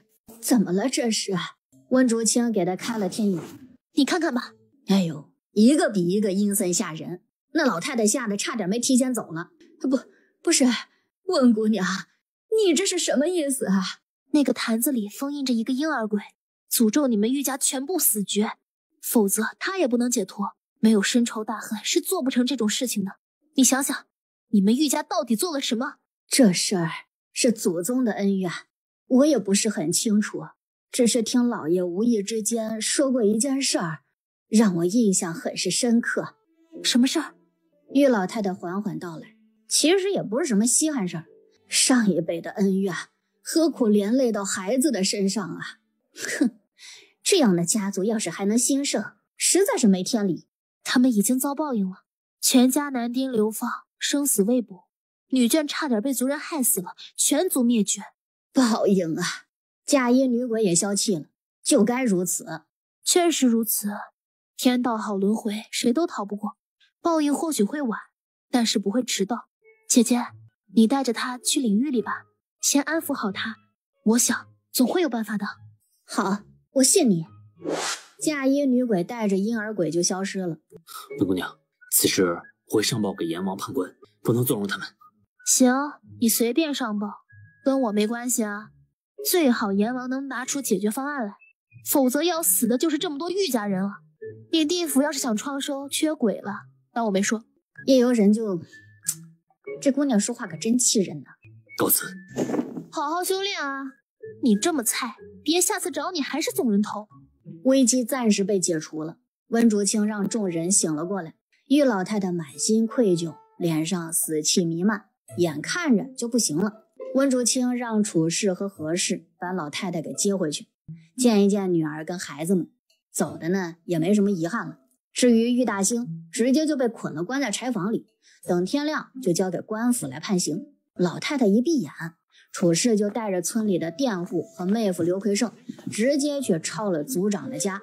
温竹清吃了饭，没插手剩下的事儿，从窗户离开了，去找那个妇人的尸骨。妇人死的是一个死水坑，冬日里格外的荒凉，都冻成一块了。温竹清也费了点功夫才给挖出来。温竹清用布包起来，找了风水好的地方先给他安葬了。深夜里，温竹清站在荒凉的山上，俯瞰整个玉家村子，心里忍不住的感慨。就在此时，传音符响了。阿青，这么晚了还不回来吗？孩子们都问你了。玉家出了点事儿，我留一天，明天晚上回到家，无需惦记我。什么事儿啊？很麻烦吗？还好，已经处理了。你多照顾舒儿，别让他有情绪了。好，舒儿确实不太开心，等你回来好好安慰她吧。好吧，你让舒儿别想太多，他娘现在变好了，对我可恭敬，还要给我捏肩捶背呢。他已经认识到了自己的肤浅，没有我拿不下的人，你们都放心吧。楚嫂子能悔悟最好了，等你回来，早点休息吧，晚安。晚安，让舒儿也早点睡啊。母亲，您怎么知道我也在啊？我听到你的呼吸了，你祖母今天走了，你想不想回来看她最后一面？祖母走了？梁舒儿很是意外，随即悲痛万分。祖母对她最好，不过还是懂事的问道：“会不会麻烦母亲啊？”你让裴先生送你吧，一晚上时间足够了。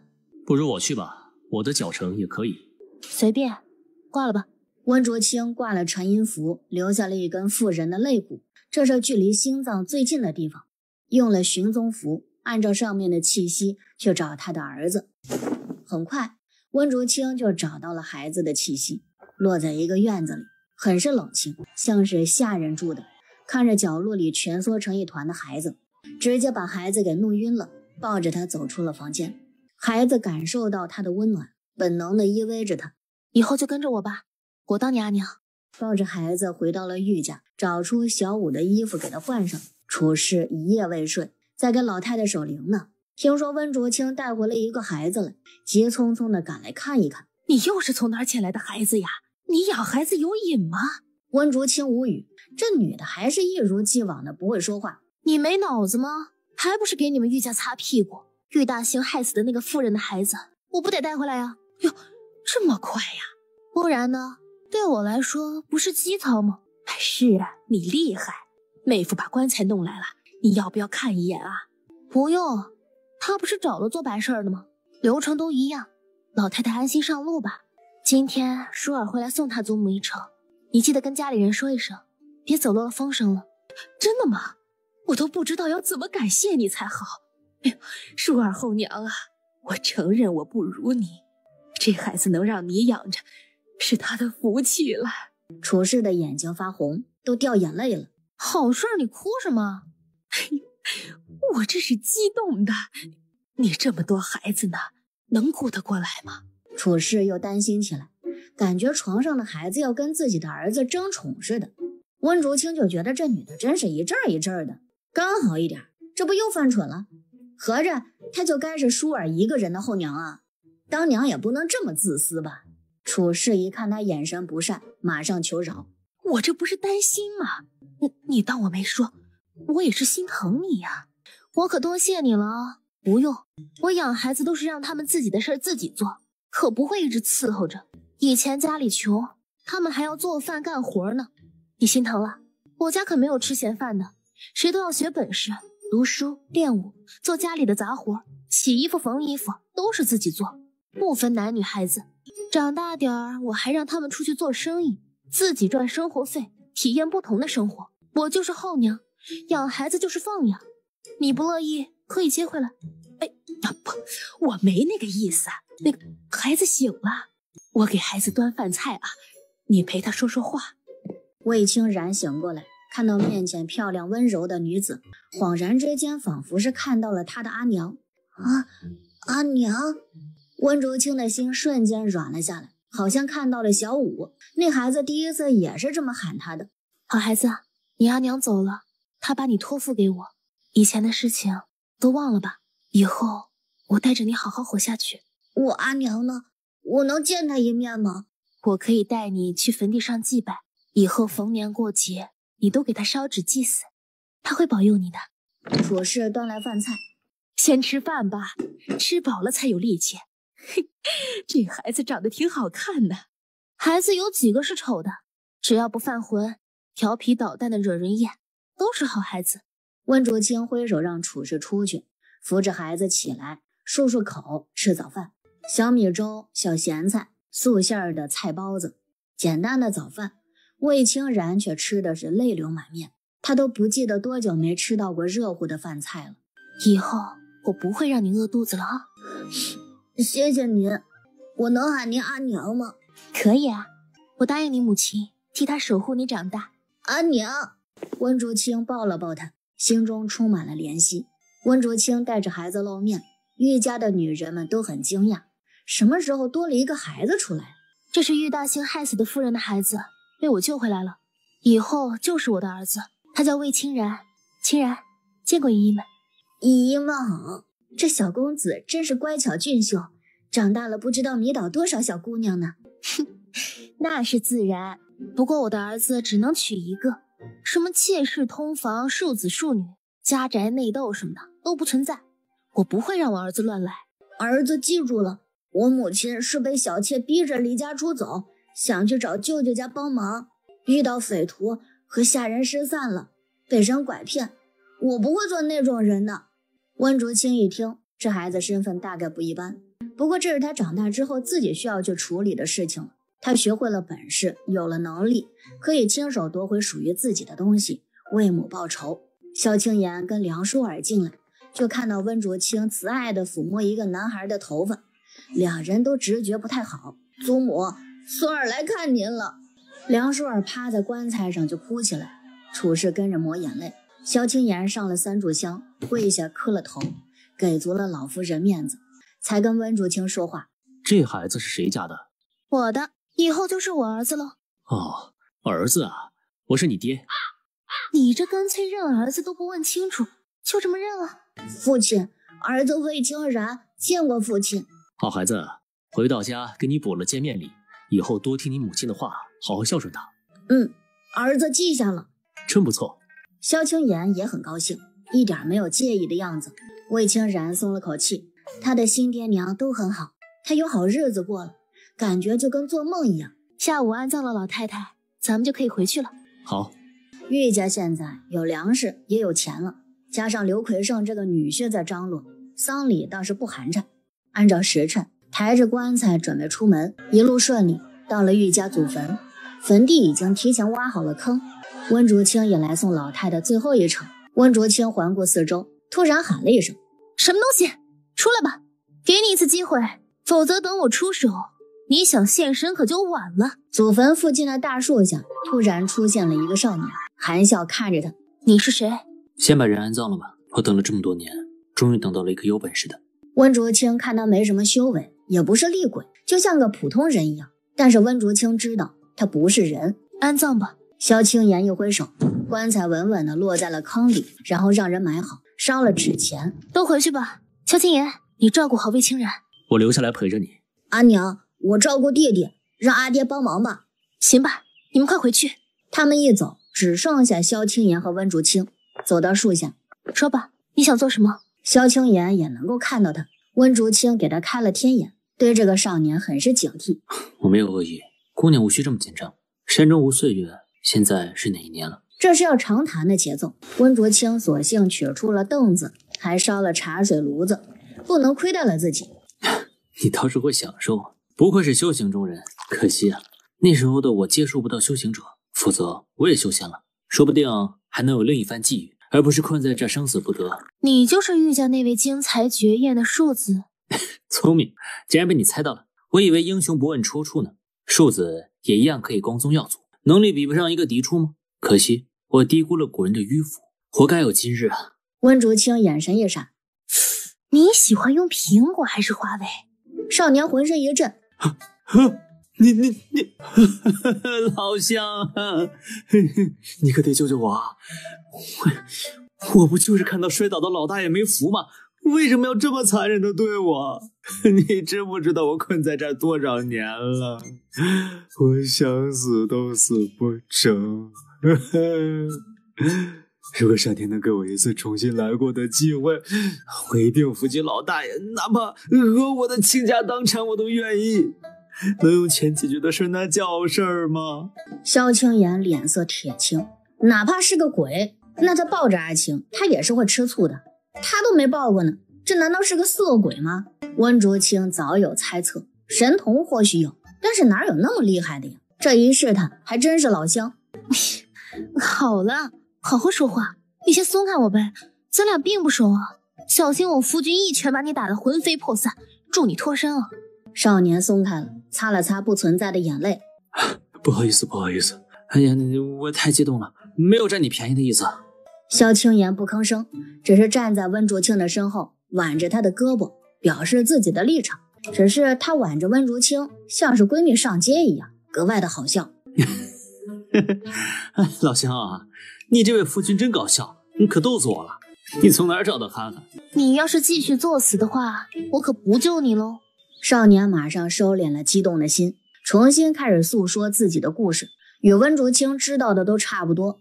只是少年没想到，他生母居然会用这么惨烈的方式来为自己复仇，还牺牲了他的同胞弟弟。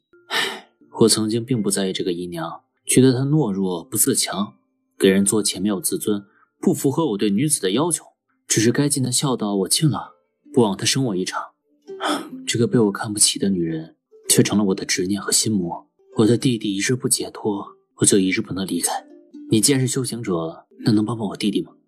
你也不容易的，你弟弟我已经找到了，只是他很凶，现在被困在一个安全的地方，不知道能不能消除他的戾气。我会尽我所能，给他最好的安排。你呢？现在是不是可以离开了？有什么打算？我也不知道啊，我甚至不知道该怎么离开这儿。这么多年，我都走不出这座山。或许现在可以了，要不要送你去投胎？投胎啊！少年有些迷茫，投胎就代表着失去现在的记忆，这一世离奇的经历让他舍不得忘记。曾经觉得很痛苦，真的要消失呢，反而是舍不得了。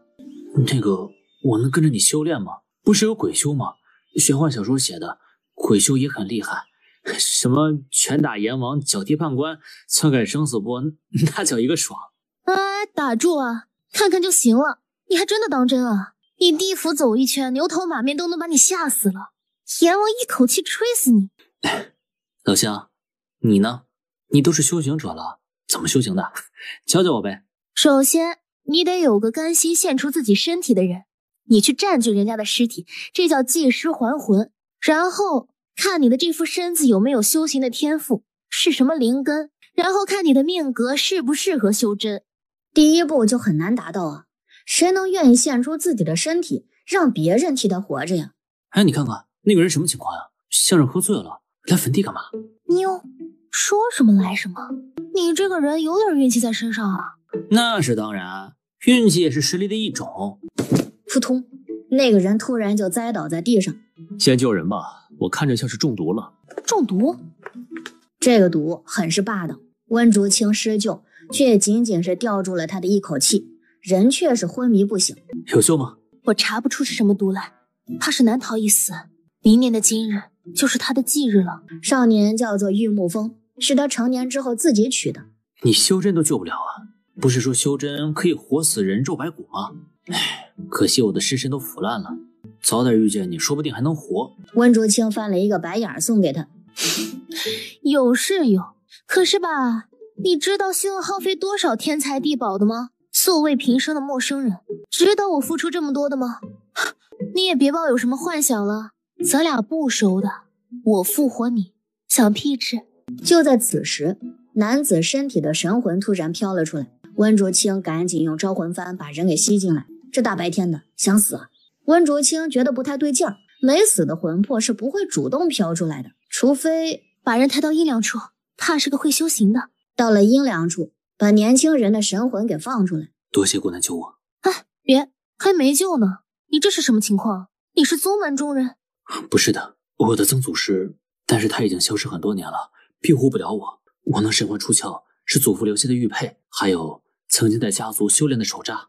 我平时爱看，现在试着用一下，没想到真的出来了。哦，也是你的机缘。哎，你神魂出窍也没用啊，坚持不了多久的。你身体里的毒太过霸道，我解不了。我已经不想活了，死了就死了。既然你也不想活，那就埋了吧。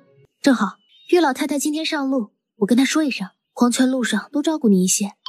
将来啊，岳家后人来上香烧纸的时候，顺带能给你烧掉，你也不会穷啦。温竹清已经安排好了，年轻人真的是不知道说什么好。哎，你别这么冷漠嘛，人家还有气儿呢，你就巴不得人家死。喂，你知道今天什么日子吗？大年28了，我赶着回家过年呢。他要是成了植物人，我得一直养着吗？收起你的烂好心啊！我能埋了已经仁至义尽了，现在开始你闭嘴，否则你的事儿我也不管了。你也太冷血了，会遭报应的。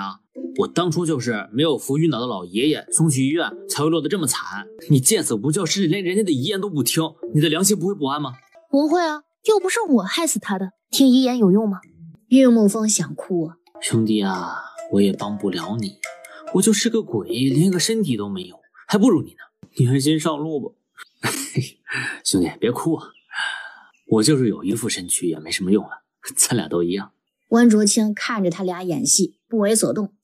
就在此时，传音符响了，是音指哥。温竹清高兴地去接电话，留下萧青言挖坑。音指哥闭关还记得跟温竹清的约定，跟定时一样，让自己到点就醒过来。看到温竹清的传言，马上就回了过来。阿青啊，什么事儿啊？是不是有危险？已经解决了，确实有些棘手，现在没事了。殷前辈，你闭关啊。已经结束了，我这就去找你吧。温竹清想了想，这边好像也没什么事儿了。不过那个年轻人如果真的能活的话，也是救人一命，说不定殷纸哥有办法呢。好，我现在在一个村子里，给你位置，你过来吧，还有点稀罕事儿。好，我马上来。温竹清高兴地回来，走路都是蹦着的，像个活泼的小姑娘。萧青言就知道殷纸哥那个老登又来了。殷前辈出关了，马上到啊。那个谁，让殷前辈给你看看，或许还有救。我跟谢兄已经说好了，他愿意让出这副身体，让我替他活着。你还挺会忽悠人的呢，给自己找个身体了，你有什么放不下的呢？你在这世间也没有亲人了，本来也就不该来这个时空的，趁早回去吧。余兄没有忽悠我，是我自愿的，真的。温姑娘，我知道你是个好人，你帮帮我们吧。你俩不过见一面就联合起来对付我了吗？玉兄啊，你不怕你刚占据这副身体，一睁眼嗝屁了吗？这副身体可是身中剧毒的，我是解不了，所以你们的交易完全无效，都是一个死。趁早一起上路吧啊，别整幺蛾子。你太冷血了，都是老乡啊，你竟然不帮我，你是不是怕我大放异彩抢走你的光芒啊？我就知道你嫉妒我，我可是博士后，年薪100万，将来肯定能当霸道总裁的。哦，挖心挖肾挖眼角膜那个，恋爱脑有胃病，遇到白莲花白月光走不动。玉木峰，女人都看些什么东西啊？殷纸哥唰的一下落在了他们的身边。总裁先生，这位才是真正的修真高人，殷纸哥殷前辈。见过殷前辈，您看着都是仙风道骨，高冷孤傲，像个高人。殷纸哥只是淡淡的扫了他一眼。不入轮回的孤魂倒是少见。殷前辈，什么意思？这个孤魂原本不属于这个世间，他生出来的那一刻恰好是原来的孩子离世，占据了那个身体，但是本质上他并不属于这个世间。这个情况是极少数的，他滞留世间也是因为地府里没有他的记载，也是这里有聚阴地能维持他魂魄不散，才遇到了你。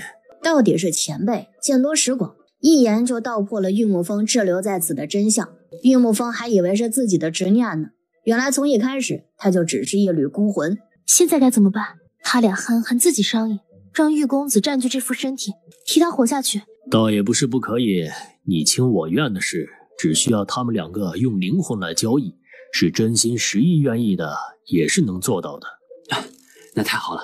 可是这副身体身中剧毒啊，我解不开。殷纸哥检查了一遍，这个人我能救，你们要是决定了，就做灵魂誓约吧。那太好了，多谢殷前辈。景贤是个懦夫，不想去争什么了。玉兄，你要是想要权势的话，不妨去丹川谢家。谢家很有名吗？干啥的？不知道，俗世的大家族太多了，还不值得我记住。丹川谢家，全国一大半的朱砂矿都聚集在丹川。不错，谢家是丹川川主，传承数十代了，确实是很有钱。哦，这么多钱呀！我最喜欢小钱钱了，不管哪个世道，没钱寸步难行。我这是要当个矿二代吗？嘿，行了，既然已经决定，那就开始吧。殷纸哥不耐烦听这个，两人的神魂变得虚幻，天空刮起了一阵阴云，降下了一道雷霆。这是天道察觉异常给的警告，不过不是很严重，还没有温竹清的雷劫来的厉害呢。不远处的一行人看到雷劫都露出喜色，冲着这边就冲了过来。两人神魂互换，打开了鬼门关。谢景贤迈步进入，神色之间满是解脱。成了。玉木峰压抑着激动，活动了一下身体，顿时哈哈狂笑。我玉木峰又回来了。别笑了，小心把狼招来。什么人？说什么来什么。萧青言目光看向不远处。误会，别动手，我们是自己人呐。谁跟你是自己人？堂兄，你没事吧？堂兄？这是冲着谢景贤来的，不过他已经投胎走了，现在活着的是个冒牌货。玉木峰也挺有演技的，捂着头就痛苦地说道：你是谁？我想不起来了，我的头好疼。我是个大夫，偶遇这位公子，他身中剧毒，摔倒的时候碰到了脑袋，有淤血堵塞，大概是失忆了。你们既然是他的亲人，就说说他家里的事情，说不定刺激下对他恢复有好处。失忆了？谢家堂兄谢景瑜神色古怪。堂兄，活着就好，失忆也不是什么大事儿。咱们谢家在丹川，离这儿上千里呢，我们也是一起出来寻医的，能遇到名医也是堂兄的福气。不如这样吧，你把家族信物交给我，我给家里传信，让家里派人来接引，咱们也好回家了。家族信物就是一个巴掌大的石头，刻着谢家的印章，代表了家主，应该在你荷包里的。摸一下，还真的就摸到了一块石头，拿出来问道：“哎，是这个吗？”“对，就这个，快给我吧。”“不给，我只是失忆，又不是傻子。给了你，谁知道我是谢家少主啊？”“哎，堂兄，我可是你亲弟弟，还能害你吗？你这张脸谁不认识啊？不需要这个，我是调动家里的暗卫来保护你的，你要相信我呀。”“哼，亲弟弟，你长得这么丑，我能有你这样的亲弟弟？哼，可别含着我了，不需要你保护。我的事情我自己能做主，我只相信我自己，亲儿子都不信。”温竹清竖起了大拇指，说得好。不过丹川的情势比他想的更加的复杂呀，都追到这儿来了，他不死，人家可不放心呢，还要夺走家族信物。玉木峰就是回到丹川，这日子也不会好过的。樱指哥伸手把那个石头抓在手里，蹙着眉打量：“那是我谢家的东西，谁让你碰了？堂兄，咱们的恩怨随后慢慢解决，信物不能丢啊！老祖宗都不会放过你的啊！那让你老祖宗过来呗。”谢景瑜一阵的无语。这东西有什么问题吗？问题大了。之后樱指哥就不说话了，只是把石头放进了自己的储物戒指里，就这么堂而皇之的给占据了。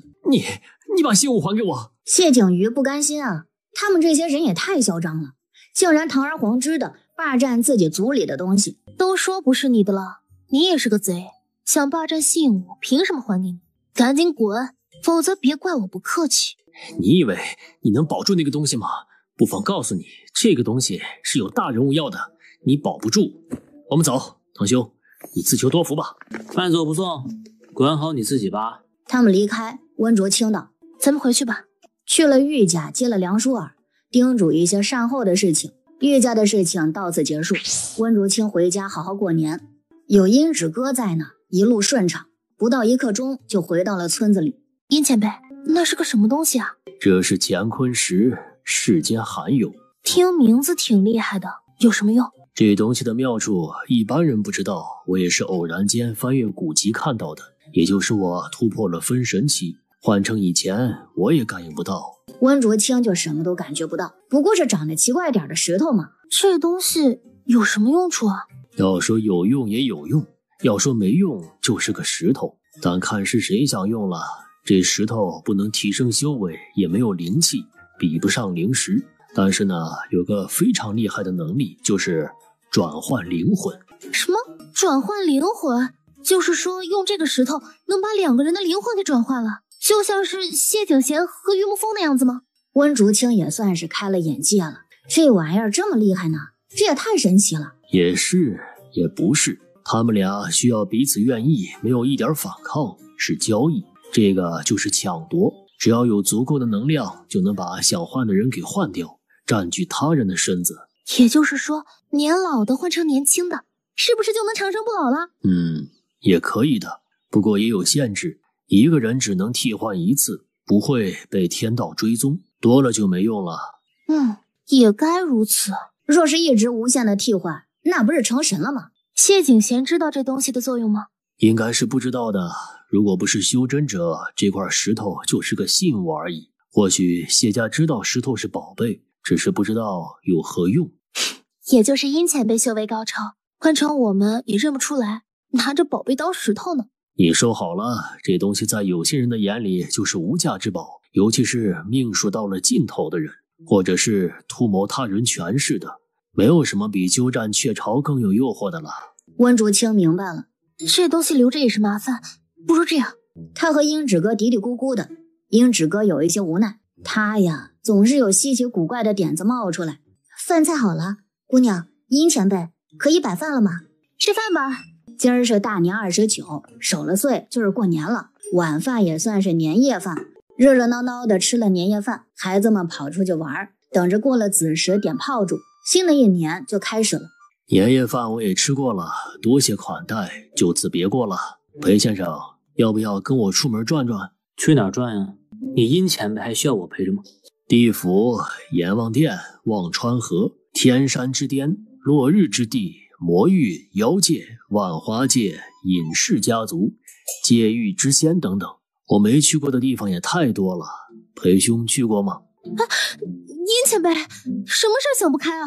你自己去寻死，也别带着老裴。他好歹在这个家是个镇宅的，跟你出去，我都怀疑他能不能回来了。虽然一心求死，但是别作死，活着也挺好的。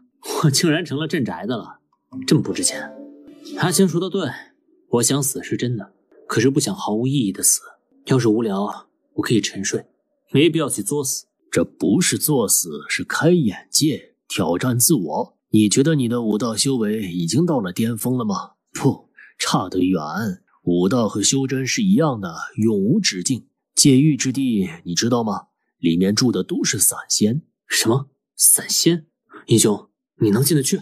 进不去，所以让你去。这个地方不是修为到了渡劫巅峰，差半步就能突破成神成仙，要不就是毫无修为，两个极端。我一直想开开眼界，可惜呢，还差这几个境界，少说也得100年才能去。你先帮我探探底细，里面很多东西对散仙没用，在外面却是抢破头的。你用不上，可以给阿青，给小满，家里孩子们都有用。尹氏家族只出现一个江族，最厉害的叶族还没有露面，万一跟江族一样傲慢不讲理，欺负阿青怎么办啊？一提这个，裴延川神色凝重。行，我知道你不安好意，但是你说的对，我在家里的确作用不大，镇宅也不差我一个，温泉也挺厉害，咱就出去闯闯。哼，这就被忽悠走了。老裴，你知不知道什么是激将法？你中计了，别去冒险了。那些地方一个个听着就很危险。我知道他这是激将法，但是他说的也有道理，活着也得做点有意义的事情。江族我也想拜访一下，我的武道停滞多年了，需要找人练练拳。人家传承起码数千年，族里肯定有高手，你能行吗？这不是还有我的吗？单独我自己也不敢去的，若是加上裴兄，地藏王那里我们也敢去拜访一下。温家村那个领域现在看着还稳固，可是那么多不入轮回的阴魂待在里面，时间长了总归是隐患。我去搞搞关系，以后出事儿也能有个帮手。那你们小心些。那你们什么时候回来？多则3-5年，少则1年。不是有传讯符吗？随时联系。好吧，多保重。两人一走，家里突然就觉得有点空了，好像缺了一点东西。这么热闹啊！都说你们世俗界过年是1年之中最重要的，我们来的是不是时候啊？知道不合适还来讨人嫌。姓温的，你好大的胆子，竟然敢这么跟我们说话！有事说，没事滚。不速之客我家不欢迎。温姑娘，我们确实有事想请你援手，不是为了我们自己，这件事儿跟你有关系的。哦，说来我听听。来人，端2杯白开水来。江玉京瞪着眼睛，连茶水都没有，他是真的一点都没把他们尹氏家族放在眼里啊。此事是跟上次离开的那位姑娘有关。原来华兰离开之后，在沈南义的安抚下，人已经冷静了很多了，也知道自己怀了孩子，误以为是沈南义的，打算跟沈南义成亲。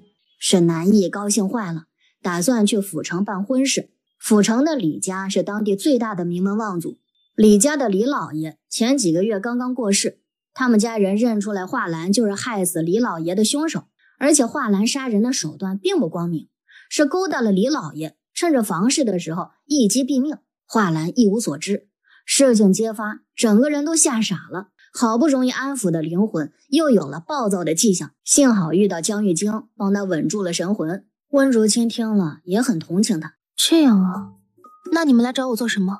我们的道法不够，现在华兰郡主昏迷不醒，我们都没辙，请你去救人。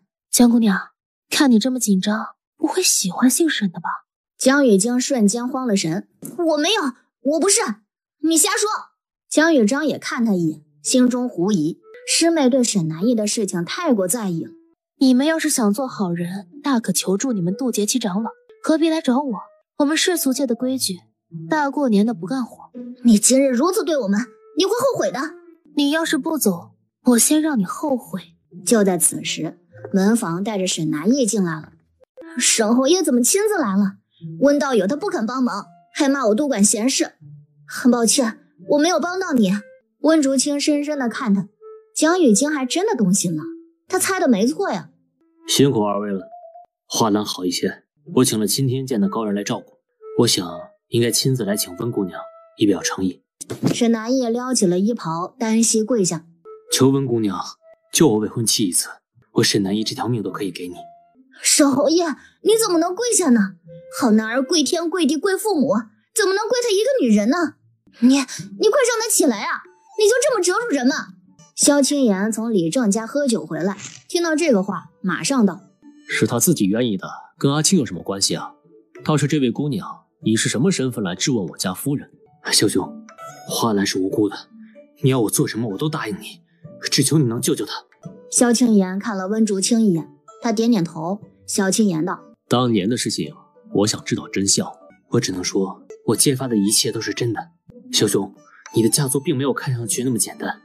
西北王野心勃勃，他做了很多损害自己国家的事情。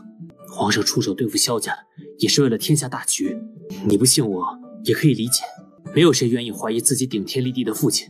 我父亲已经战死，你还污蔑他，沈南义，你让我如何相信你？就算这些事是真的，你私底下可以跟我说，为何要直接跟皇上告密？我也有私心，我想夺回属于我的一切，而这些东西只有皇上能给我，你萧家给不了。萧青言无话可说，这是死局。既然沈侯爷放下身段求人了，对未婚妻的感情让人动容，我跟你走一趟吧。多谢温姑娘。不用谢，准备好钱财，我就当帮人处理事情了。收钱办事儿，好心提醒你一句，最难销售美人恩，桃花太多了也不是好事。江雨晶觉得他内涵自己呢。你说什么呢？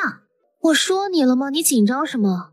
我也跟你讲清楚了，不是我不给你面子，不跟你去救人，而是有些事情不能越俎代庖，得当事人自己来求人，方能显示诚信。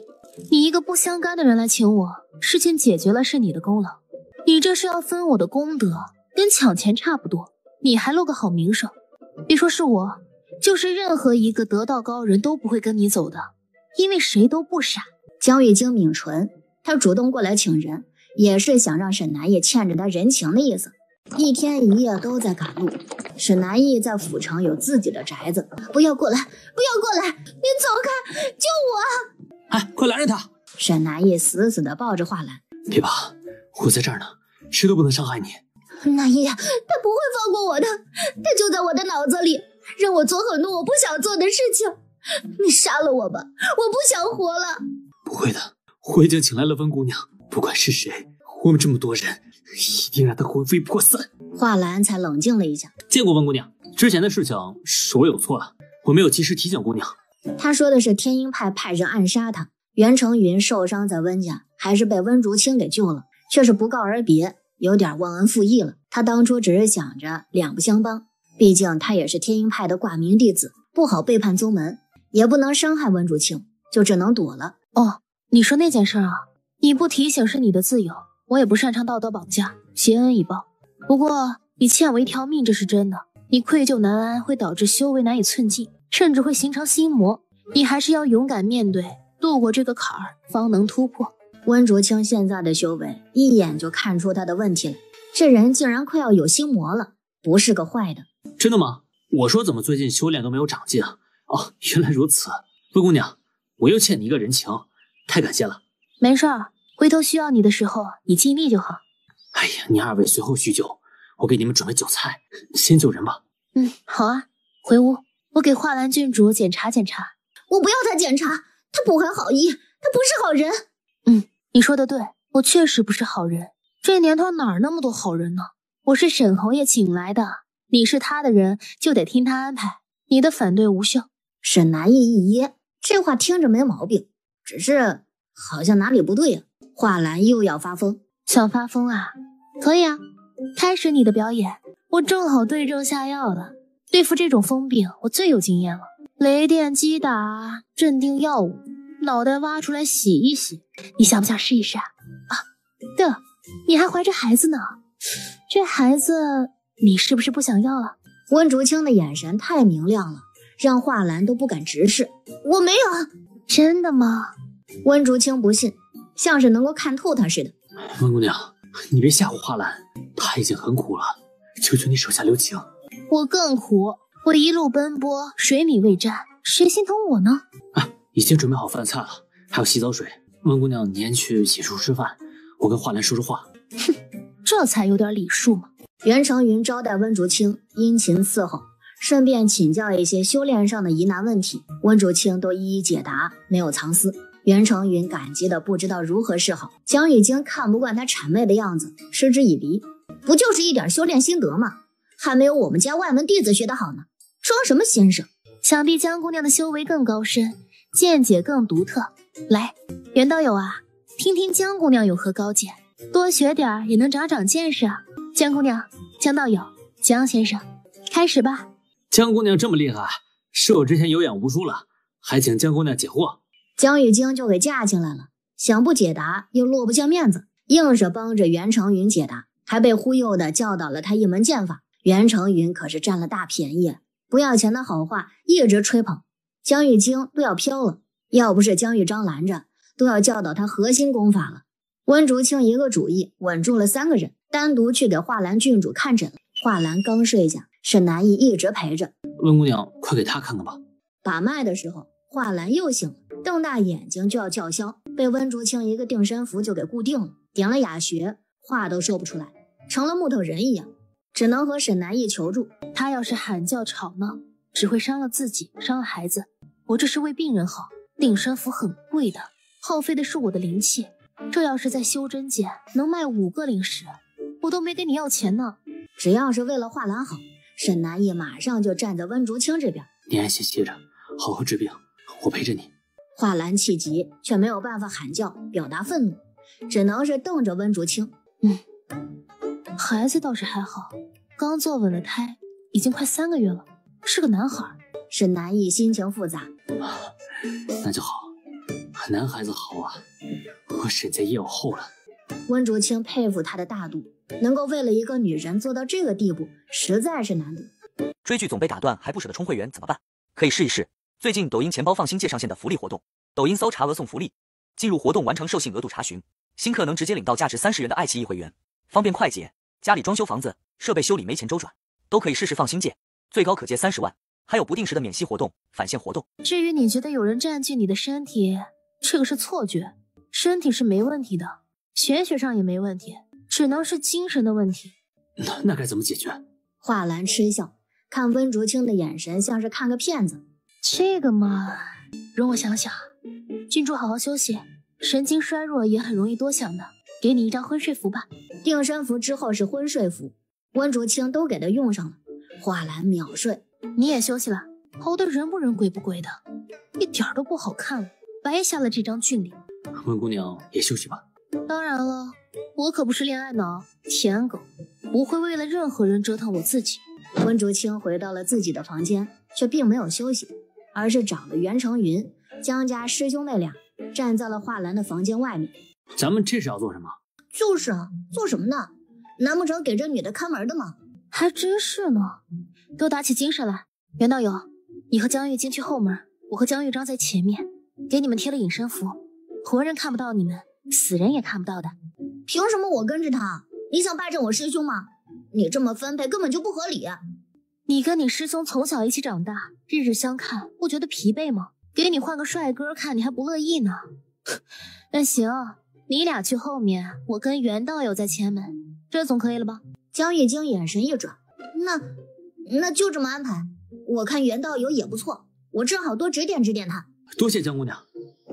隐身符贴上，打发2个人过去了。江玉章有一些伤心，师妹竟然嫌弃他。追剧总被打断还不舍得充会员怎么办？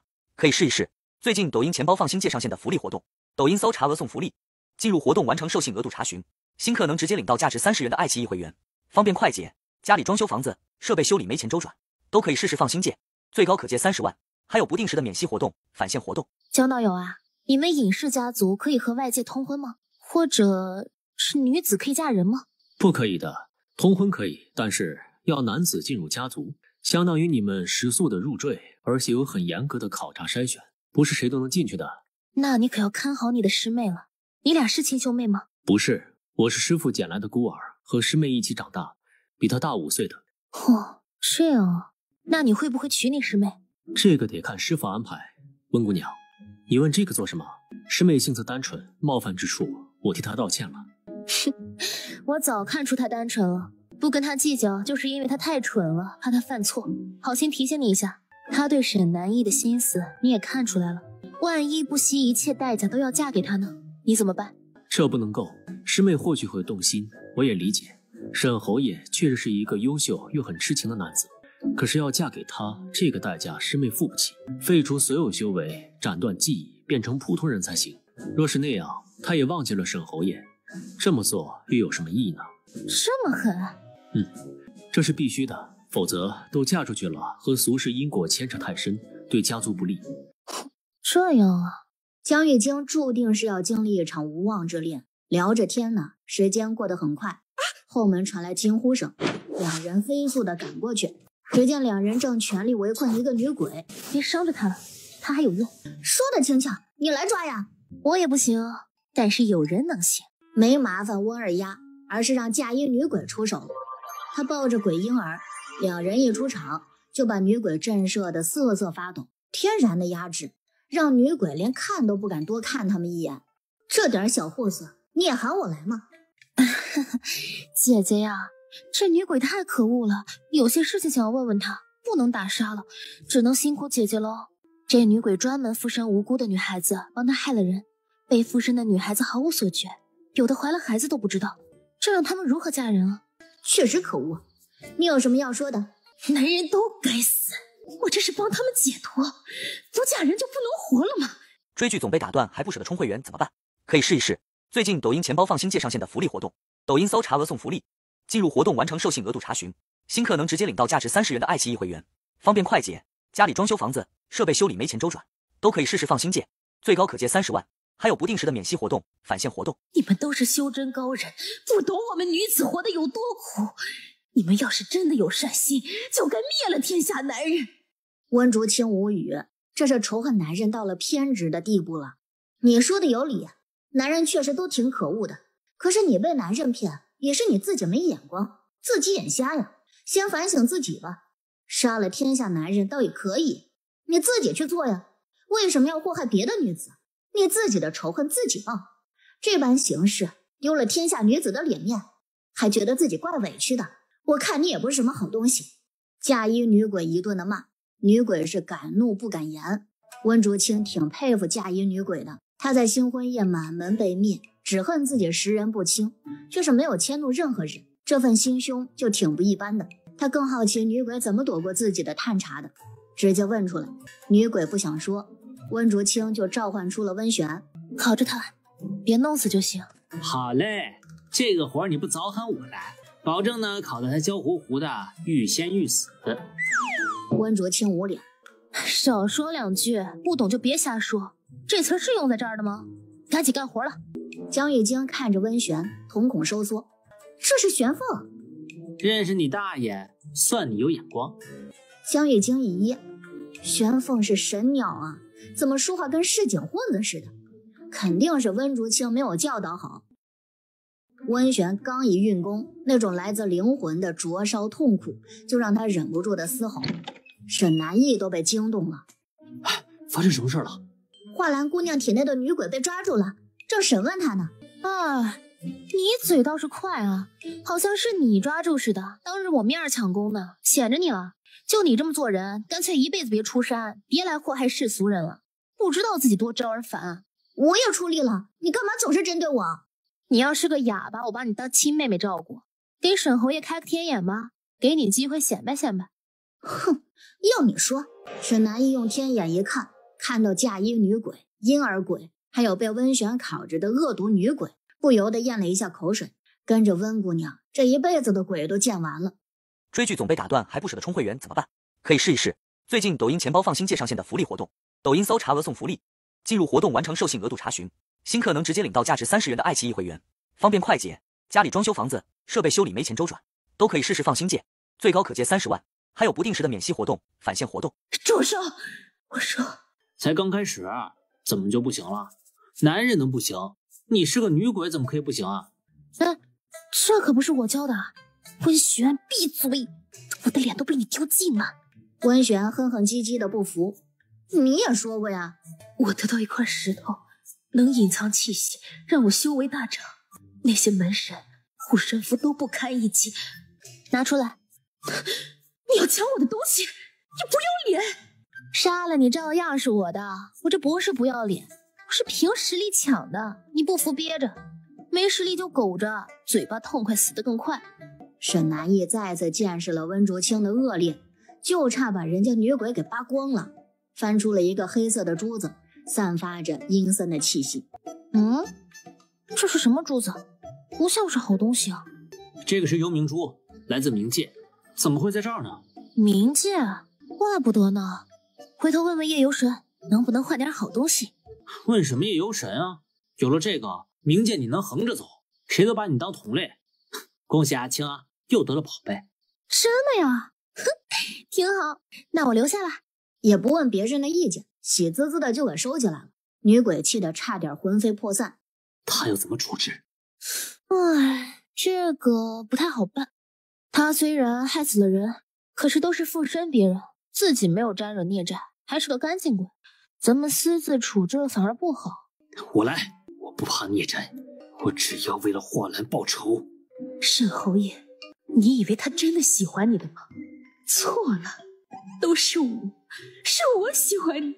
如果没有你们的出现，我能如何那个女人和侯爷长相厮守了？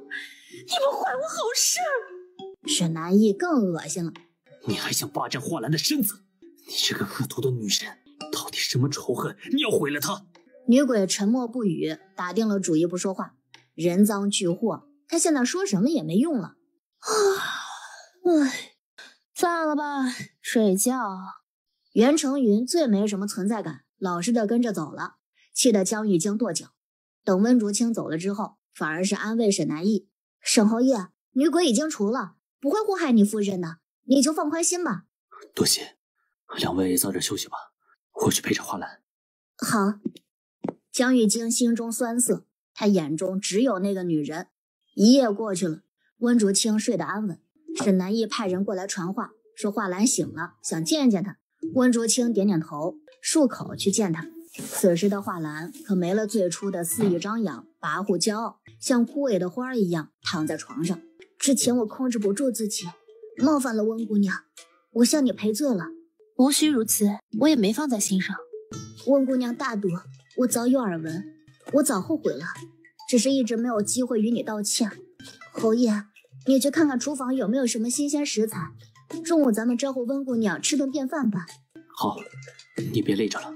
沈南义看了温竹清一眼，有点哀求，不让他对画兰，看在他是病人的份上，就嘴下留情吧。